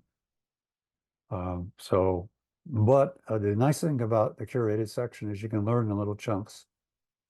So, one thing you might do is if you want to get into the carbon side, just just hit the hot link and open up the GHG protocol documents, the corporate standard, the one for scope 3, the project side, all of that stuff. You can read that. But there is not any definitive one book that everybody has endorsed out there. So I'm sorry, but if you want to get bits and pieces that are useful, that'll add to your knowledge base, the curated section is that place, and also the webinars that we have there. Remember, this course is really an orientation. Is this is a very large set of new systems or inputs or performance metrics that are being laid on to us, where if we talk about ERP, for example, we had decades to evolve that. We went from MRP to closed loop MRP to ERP, and then we went to variants of ERP, and it took a long time. So we're still early stages. Yet, unfortunately, it would have been better had that occurred a lot earlier. This sense of urgency, maybe a decade or two ago, but it is what it is. So we have to keep on moving on.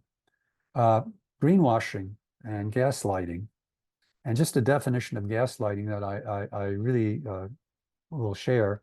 I thought of doing that as gaslighting can be an attempt at convincing you that your own intuition is wrong. For example, that smoking is good for you. Okay. Your intuition would say, well, how can it be good if it smells bad, and it kills people? So gaslighting has occurred when it comes to carbon emissions for a long time. Greenwashing is the subtle disguising or interpreting or editing out or refraining to comment on the actual state of circumstance at a company. They're greenwashing. So it's not outright lying. It's just kind of fudging on everything until you don't get a real sense of what's going on. And generally they do that because they don't have a good story to tell. Gaslighting is downright abuse of the individuals and the public at large. So I got a little bit of this, and I hope everybody doesn't mind staying another 10 or 15 minutes over. But at any rate, it can be subtle and systematic and persistent, okay, the changing of stuff. There are legal constraints, and I'll give examples of that. There's autonomous data collection going on right now, and recording lots of stuff about what's going on. And it is evidence that things aren't good, and we kind of know who's doing it. And there will also touch triangulated GHG emissions detection. I'll go over that. And I know I struggled with what we would call this, but I came up with triangulated GHG emissions detection. And so let's start with the subtle and then move on to the systematic and persistent, either greenwashing or gaslighting. Now, here's one. If you look at this and just study it for a minute, it's talking about hydrogen and how you make hydrogen. And there's three choices of making hydrogen. And you notice that the heading, the very first thing that you read in this graphic is hydrogen on the path to zero emissions. On the path to zero emissions. Okay. To me, that is, I'm not sure whether is that greenwashing or is that gaslighting? I don't know, because we're talking about the oil industry. But here's another diagram. And you notice there's no suggestion as to what all this means, where it's taking you, right? There's gray hydrogen. Now you can more clearly see a depiction of what's going on. You have natural gas coming in, and it's being burned and emitted as pollution, and hydrogen comes out this end. Then you have blue hydrogen. Natural gas comes in, it is burned, and all its CO2 is sequestered. Now, locking it down is harder than you think. So I call that into question, and you get out hydrogen. But at least looking at this, I have a better sense of what is going on. The green side says you take water and green electricity, and you will throw the current through it. You pass the current through it, and if you do it right, you get some emissions of vapor, and you get hydrogen out the other end. So here's a question: which one would lead you to believe that perhaps the gray and the blue is an acceptable choice? Because after all, it states it's hydrogen on a path to zero emissions. You know, does everybody read that the same way I do? I call it subtle, and it's everywhere. You know, dinosaurs don't like to die. Here's one that is a little bit more troubling. And I'm saying this is not a standard. It's just so you understand, you get a better sense of the environment around you, and that it isn't what we've been told it is. Okay, so I'm going to let you read this. I'll give you a minute. My throat is getting a little bit dry.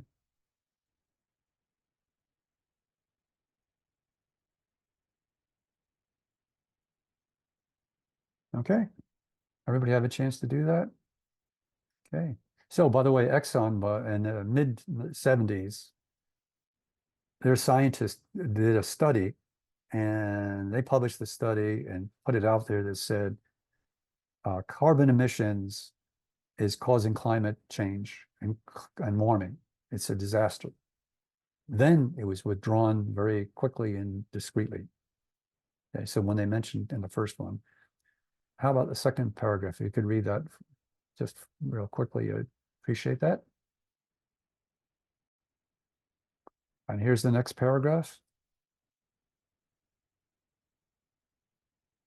And by the way, you can see that there's a highlighted section here, a hyperlink, will take you to this Air Pollution Foundation documents. The original documents dating back to the 50s. To put it bluntly, the oil industry knew what they were doing as early as the 50s.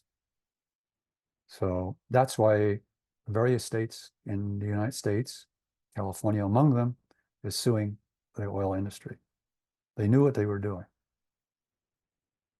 So that's called gaslighting. In fact, because we're stretched for time, that hyperlink will take you to a MSB,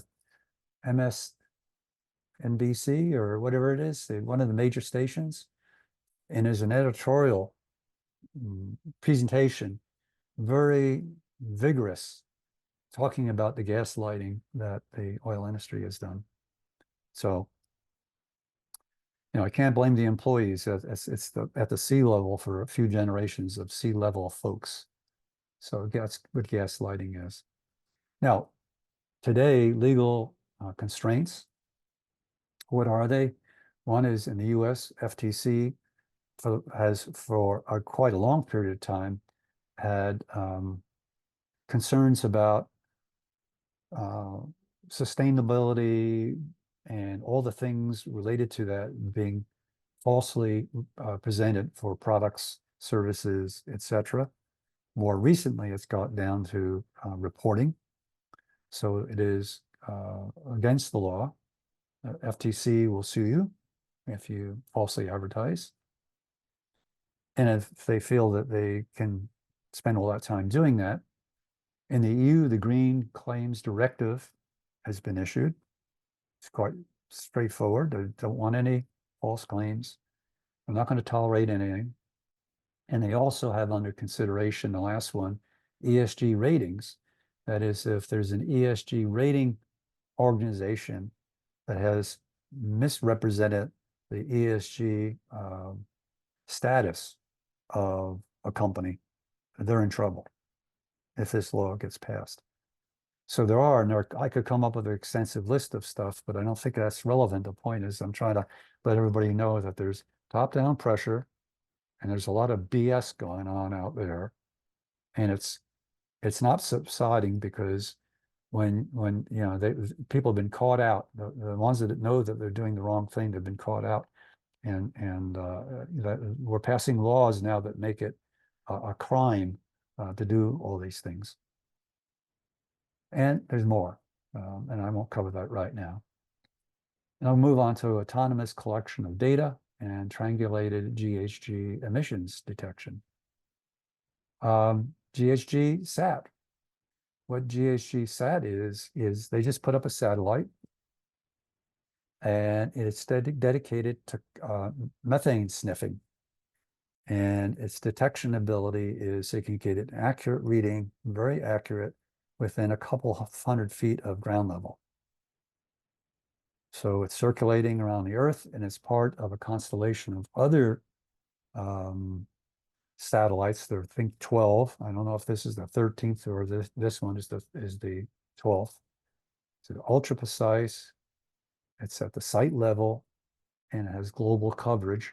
And it's interesting because I thought there was another one. There's more, and apparently there's one aerospace company that built the satellite. So when you click on the methane hyperlink, it'll take you to their website, the GHG SAT website. If you click on the more, it's the aerospace company that built the satellite itself. So there's satellites, and there are other satellites. There are dozens of them circulating the Earth with different technologies, detection technologies.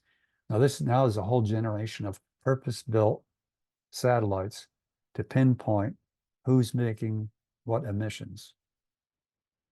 So this is autonomous. It's just going on, and no one's, all they do is interrogate the satellite, or the satellite's feeding back what it's sniffing out, etc.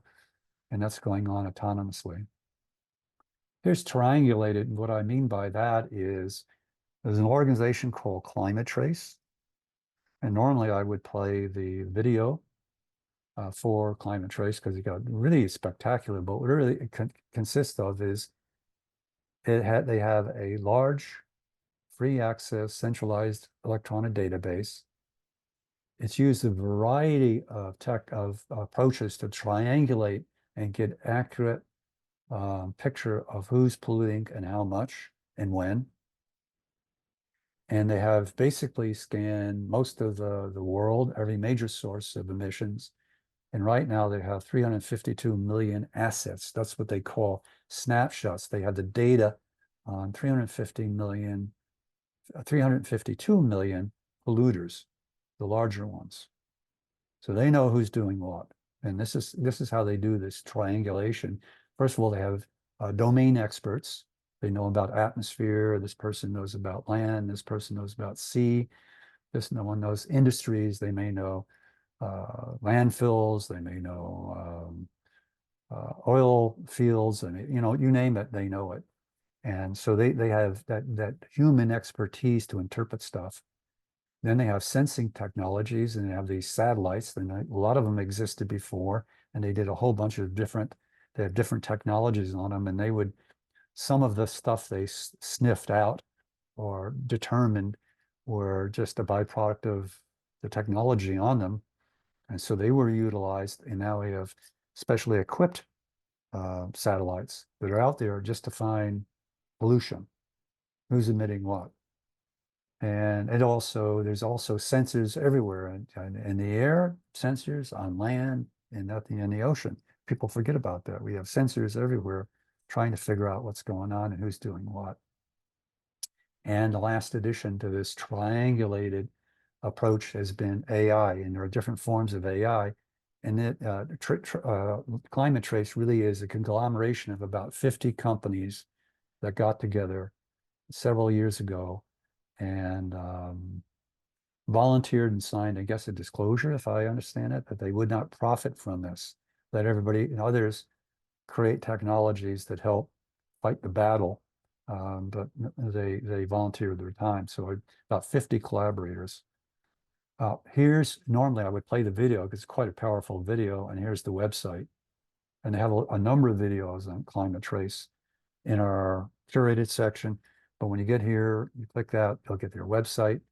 It's quite spectacular. In fact, you can download anything from the website, any of the 352 million places that uh, they've analyzed and now have a profile on. So that goes through the whole subtle, systematic, and persistent, legal, autonomous collection, triangulated, etc. And now we're into the near future, and we'll get through this quickly, I hope. Is everybody game for another 15 minutes? Can I hear a yes or no? Everyone's still here. Okay. Still Okay. here. Okay. Everything will be impacted in the transition. I mean, you should think about it. Everything we've done has been remarkable. I mean, if GHG emissions weren't harmful, an astounding amount of inventions and innovations and better ways of doing things. And, we really live in many ways in a lap of luxury that didn't exist in 1700s, etc. Massive level of innovation will be required because we have a smaller workforce available to us. We have a workforce that is very large and knowledgeable, and if they retire at 70, will they be here 10, 15 years from now? Questionable, right? So we're going to lose a lot of expertise. So we're going to have to innovate. We're going to have to really think outside the box. Look at Tesla. They don't make cars like the others, and they make money out of it. All the others who are supposedly going to swallow them because they knew how to make cars, they can't make them at a profit. Educating and mentoring is going to be a priority, particularly for the few leftover boomers who haven't yet fully retired, and people like myself and people like Sandy are going to have to help educate and mentor others. It's going to have to be a priority. And not only that, for the millennials, it's the priority to mentor the Z and so on, because we're going to have to deal with labor shortages at a crucial moment in history. And, it's going to take a lot. We need to mentally multi-process. For example, we still need carbon-based fuels to survive until we can replace it with renewables. So we need to worry about balancing. all this stuff. It's a balancing act. And we need an analogy, and I think lean thinking comes into play, and we need to eliminate waste. And really that leads us to a need of a new model, and one that ticks the boxes, but it looks a bit different, and it takes a little bit of time for your brain to wrap itself around it, is the circular economy. And I'll get into that. And this will not be a very short intro. And first of all, this is a little kind of historical thing of milestones, not all the major milestones. And then the last two bits on this little journey, the circular journey here, will be we'll kind of hone in on two of the real sinister things that have occurred without us really being aware that they've occurred. But I'd like to make the point that the circular economy is not the first circular economy. The first circular economy, and I hadn't thought about this way, was the one prior to the Industrial Revolution, and it was an economy based on scarcity. Everything was, you know, day to day. Survival was a day-to-day thing, or a week to week, or a month to month. It was really very hard labor to survive and live, except for a few elite, few wealthy individuals. But 90% of mankind lived in a state of scarcity for thousands of years. Then the Industrial Revolution came along, and I know this kind of seems silly for me to go through this, but bear with me. Steam engine is invented, other things.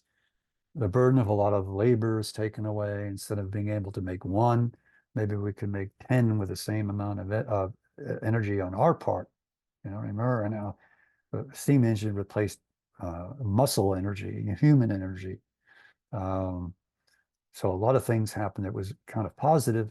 Then we had another thing that occurred, and that was electricity, and we had synthetic lighting, and we had energy to run machinery that we could build, little motors, electrical motors, and that was cool. And synthetic lighting, people could actually see at night. If you don't believe it, most people were poor. A candle was a big deal. But maybe read by fireplace or whatever. But electricity made it. In fact, my father was raised on a farm, and he told me that when he, as a young man, he came to the big city to go to the war, the Second World War, and he was shocked by electricity. He had never lived in a house with electricity. So it's, was fairly recent and made a significant change for mankind. Next big thing that happened was the combustion engine. More labor reduction, mobility now. Oil, we could use it as a fuel for heating. We could use it as the root stock or the stock to make fuel for these combustion engines. We can make synthetics out of it.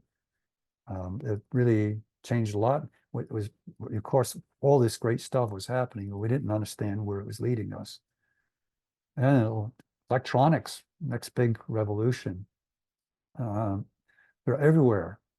My toothbrush has a chip in it for the head that tells you when to charge it and when to dispose of it. And it has different cycles. It has a little chip in it, right? And so even tells me when to throw it away because it's been used up. Why that? I don't, maybe it should just let me stick another chip in there somehow. But rapid obsolescence, and I was thinking about this, the more I thought about waste, because waste is part of the problem. I have had probably 10 computers. First computer that I owned, personal computer, about 1980. And I have 3 children, and each one of them had a computer because everybody had to be computer literate, and my wife wanted to be computer literate. So I estimate that within my family, over from about 1980 to now, which is less than 50 years, we've owned about 50 computers, which all wound up in garbage dumps, with some things being salvaged. Synthetics, cotton shirt no longer is a cotton shirt. If you want, you can have a cotton shirt that stretches a little bit. And when you wash it and you put it out of the dryer and you hang it up, it doesn't wrinkle. The old ones were a beast. And, not only was cotton a water hog, but then you had to iron it. And if you want to do that, you had to have it laundered. That cost a fair amount of money. and everything out there today basically is not everything, but many things are really synthetics. We have alloys that were not conventional alloys. We've got all kinds of strange things, concoctions that are not out of the ground natural stuff. And we really just were brainwashed into a disposable mentality. I remember growing up that there were TV programs where people weren't going to have to wash their clothes anymore because they could throw their clothes away every day. They were actually promoting this. The future. This is the future that you should look forward to. And because we were very efficient in creating products and stuff, we got more and more and more efficient. People could buy more and dispose of it, and because the price went down, and so we saturated ourselves, and we became an overspend as a result, overbuilt building economy that overbuilt stuff.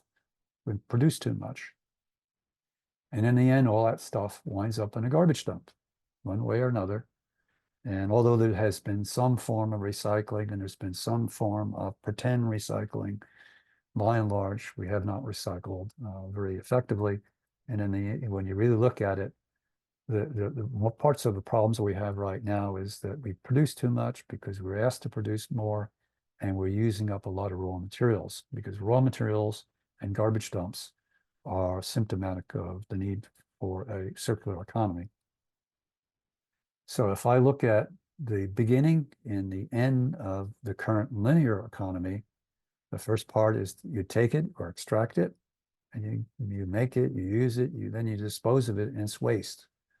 And we have garbage dumps today that would have never existed 100 years ago, even factor for population differences. So that's part of the problem. So I want to focus in on those two things just as a first exposure to some circular economy thinking. Talking about needs and exhausting stuff, this is a table of materials that we would need that are in the earth. And you can see that all those in a relatively dark color have a timetable of running out in 100 years, 200 years, whatever. They are estimated to run out, even though they're being actively mined in many places.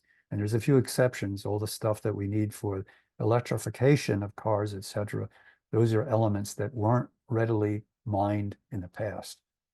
So that's all going to change. But you can see that we have a shortage. We're over extracting to make products.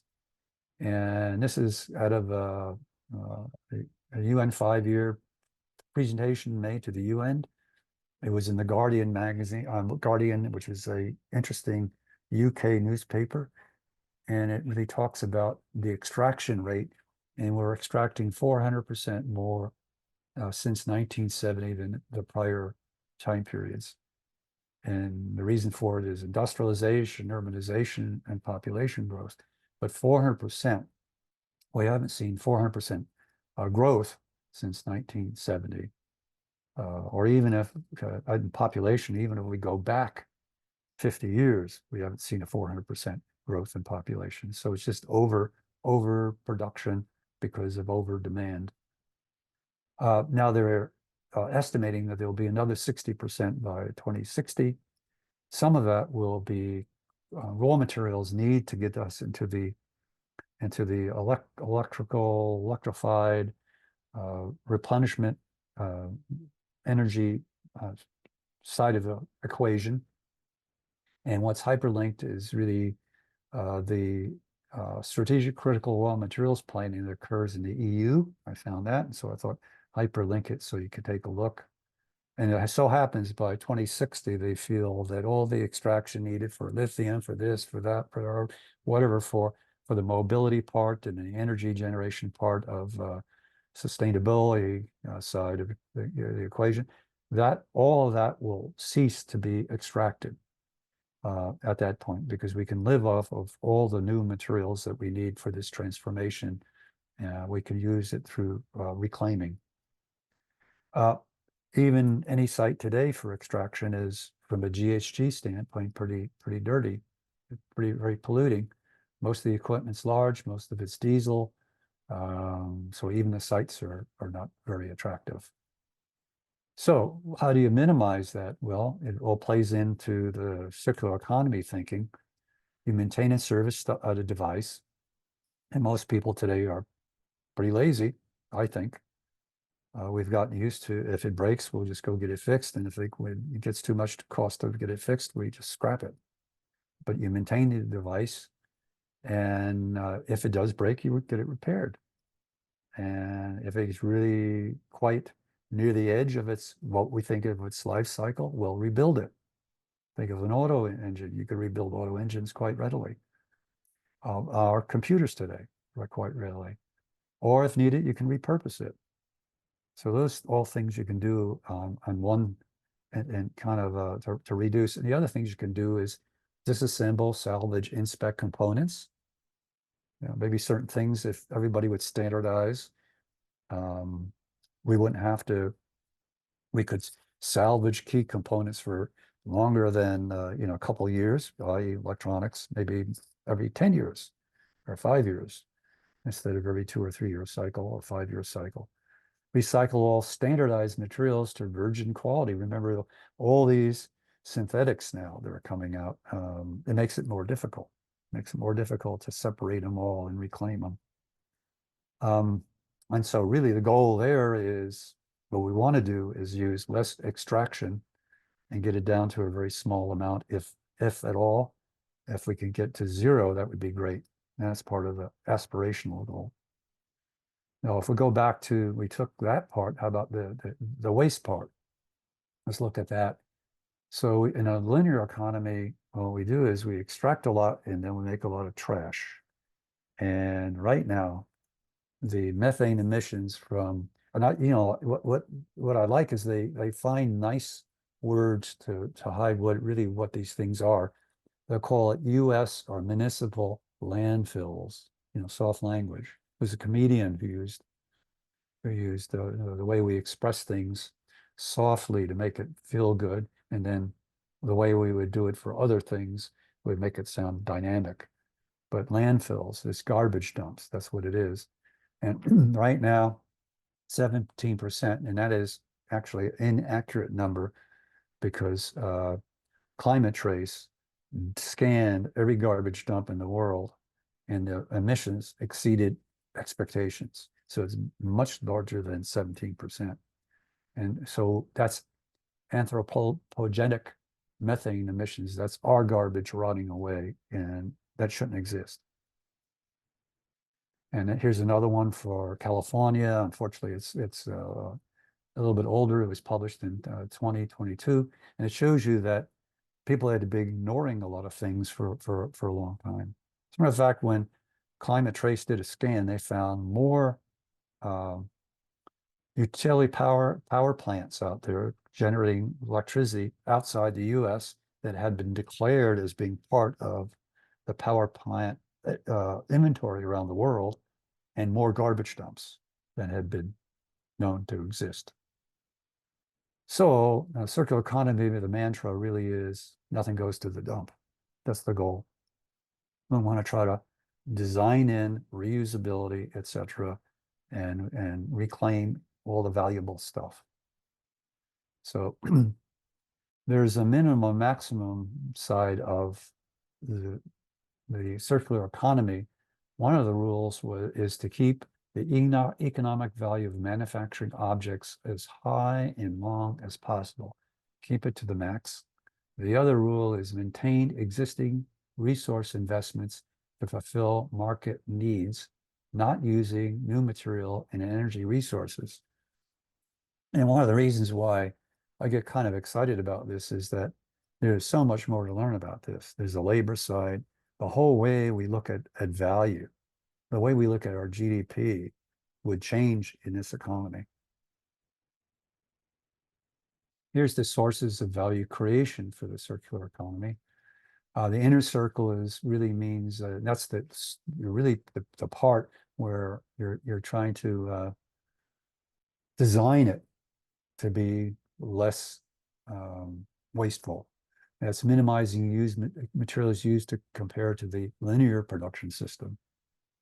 And a great example, and I'm into rockets and stuff, and I know that doesn't jive well with um, pollution, but SpaceX has their Raptor engine, and they have reduced the complexity in that, and the number of parts in that, and increased the power output, and they're able to make one rocket engine, Raptor engine, every day.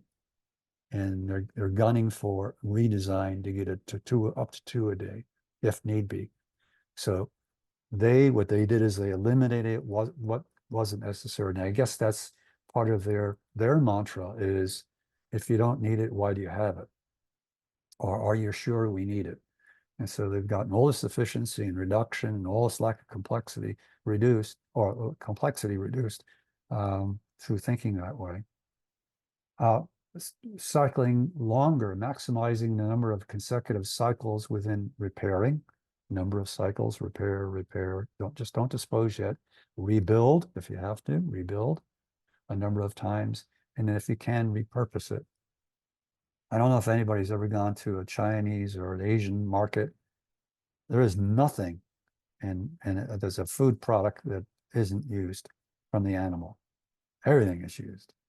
So repurposing, you'd be surprised at how, and they give good examples in this one book that I'm reading that is something of a hard read. That's a primer, The Circular Economy User's Guide. But the author was from Switzerland, and you can see English was not his native language. So it's a little bit of a hard read. You want to cascade across industries, used material becomes an input to another product elsewhere.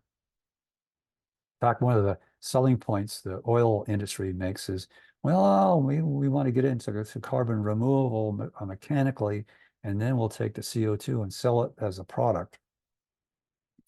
Because CO2, for example, in the manufacturing of cement, if you spray it and mist it in as you're making the cement, it captures about 5%. It stops about 5% of the batch from emitting emissions. So they really are thinking about creating a market out of something that they created. That's kind of crazy. Recycle. That has to be pure, non-toxic, easy to separate. Remember all the different synthetics. That gets harder for them to get to the stuff that's important. And I'll reference a video at the end where he does use the comparison to copper, and that it takes recycled copper only uses the energy and the manpower to recycle 25%. Well, it's actually 75% less than extraction. So it's quite economically viable. And there's enough stuff circulating today to actually live off of what exists out there today with very modest dipping into the extraction side. And the Ellen MacArthur Foundation has a lot of nice things there. Sometimes it takes a while to wade through the terminology, but that's the price you have to pay when something's new. And I wanted to stop at this point because, quite frankly, I just ran out of gas, and I didn't want to get too deep in it because there is a philosophy within it for labor. Labor replaces material content to a large part because we're repairing and reusing stuff. There is a view that the way we're doing GDP might be wrong in an environment like this. That it is the inventory of objects in working order, useful working order, that might be the measure. And they're starting to discuss this in various forums. But I don't know that that's maybe way out there beyond our lifetime. So I decided to stop at this point. So there's a lot more to go, but I would need at least an hour to give an adequate overview. And so what I like to do is, this was the video I mentioned. It's very simplistic. The guy does illustrations in freehand, and it starts out a little homey, like old school, and then it quickly gets into a rhythm, and it's quite a nice explanation as to what the circular economy would and should look like. And he has a whole collection of stuff that he has on YouTube called the Sustainability Illustrated. So I recommend taking a look at that. And here's some of the highlighted resources. I did discover a circular supply chain network, which I added, but they're a little bit out there. No, not this one, the network. It is it is all volunteers and they're really into it, and you can get on committees and you can join it for discussions. And so it's worth taking a peek. And our initiative, we plan on utilizing all the resources that are available to us as a team over the rest of 2025 and well into 2026 and beyond. And ASCM, by the way, is now focusing on circular economy more so than they have in the past. So this is all the things that we covered. It's really pretty intense course, I agree, but it's necessary. So you have an orientation now to guide you. So circumstance plus time was covered. People think differently than you. They have some aspect of sustainability or multiple aspects that may not match up to yours. So you really have to get in, understand where they're at to have a meaningful conversation, but you can probe and get there. You know, there's a distinct history and there's a catalyst for change. And we have gone through 3 distinct cycles: the UN cycle, the business cycle, and the finance and investor cycle. We have an essential toolkit. These are the inputs to like reporting for ESG, reporting emissions, etc. Reporting standards. We went through that whole plethora of reporting standards. You now know what they do. We talked about long-term planning and what appears to be at the moment emerging and converging on being considered on being a de facto standard is science-based tasks initiative. We know that there's a lot of pressure from top down going on money, and we also know there's a lot of exposure and or there's a lot of efforts going on to expose those who are cheating and misleading. And we know that science is now helping us identify hotspots in places around the world. And they're talking about granularity where they can scan a factory from a satellite soon, and we'll know what that factory's emissions are. So that can be either a negative or a positive. The positive is if you've done the calculations internally and you're working toward it, it's confirmation that your numbers are right. And we know that there is a system candidate out there for the future called circular economy. Either it in whole and in part is going to be implemented at a necessity.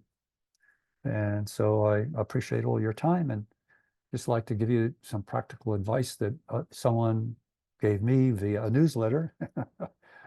And that advice was global warming can feel all-consuming, overwhelming, and impossible to do anything about. But I advise staying calm, informed, and focused on your contribution in solving the problem. And if you want to thank that young lady, there she is. And the Los Angeles Times has I know it's Southern, it's California, but for anybody who's listening, I don't know where everybody's. I know some are on the East Coast, but they have a newsletter that comes up free. You can subscribe to it. It's called Boiling Point, and boy, they do a great job talking about local things that actually have national and international substance in it. It's worthwhile. Just a bit about where we're at. Today we're through what I thought would originally be a 3 to 4 hour course, but now it looks like it's at least a 7-hour course. It's meant to give you a framework. We have a curated section. It's up here that Sandy is responsible for and has done a great job. Self-study, accessible 24/7. We have focused recorded webinars on our website, and we're trying to do one a month. We're averaging probably one every 2 months, covering all the topics that I mentioned in this overview course. We have a more extensive course that ASCM itself has put together, and Sandy's going to teach it. I call it the long course. It's actually 16 hours. And we do have an arrangement with one company to do in-depth stuff on a set of standards, would be SASB or GRI or whatever. But that's outside of our control. We just made arrangements with them to do things at a reasonable price for our members. So that's it, folks. And again, thank you very much, Preston. Excellent presentation. I look forward to receiving the materials in the email for me to have a quick look at it. Okay. Thank you again. Thank you, everybody. Thank you, Have a Bill. nice evening. Thank you, everybody. Yeah.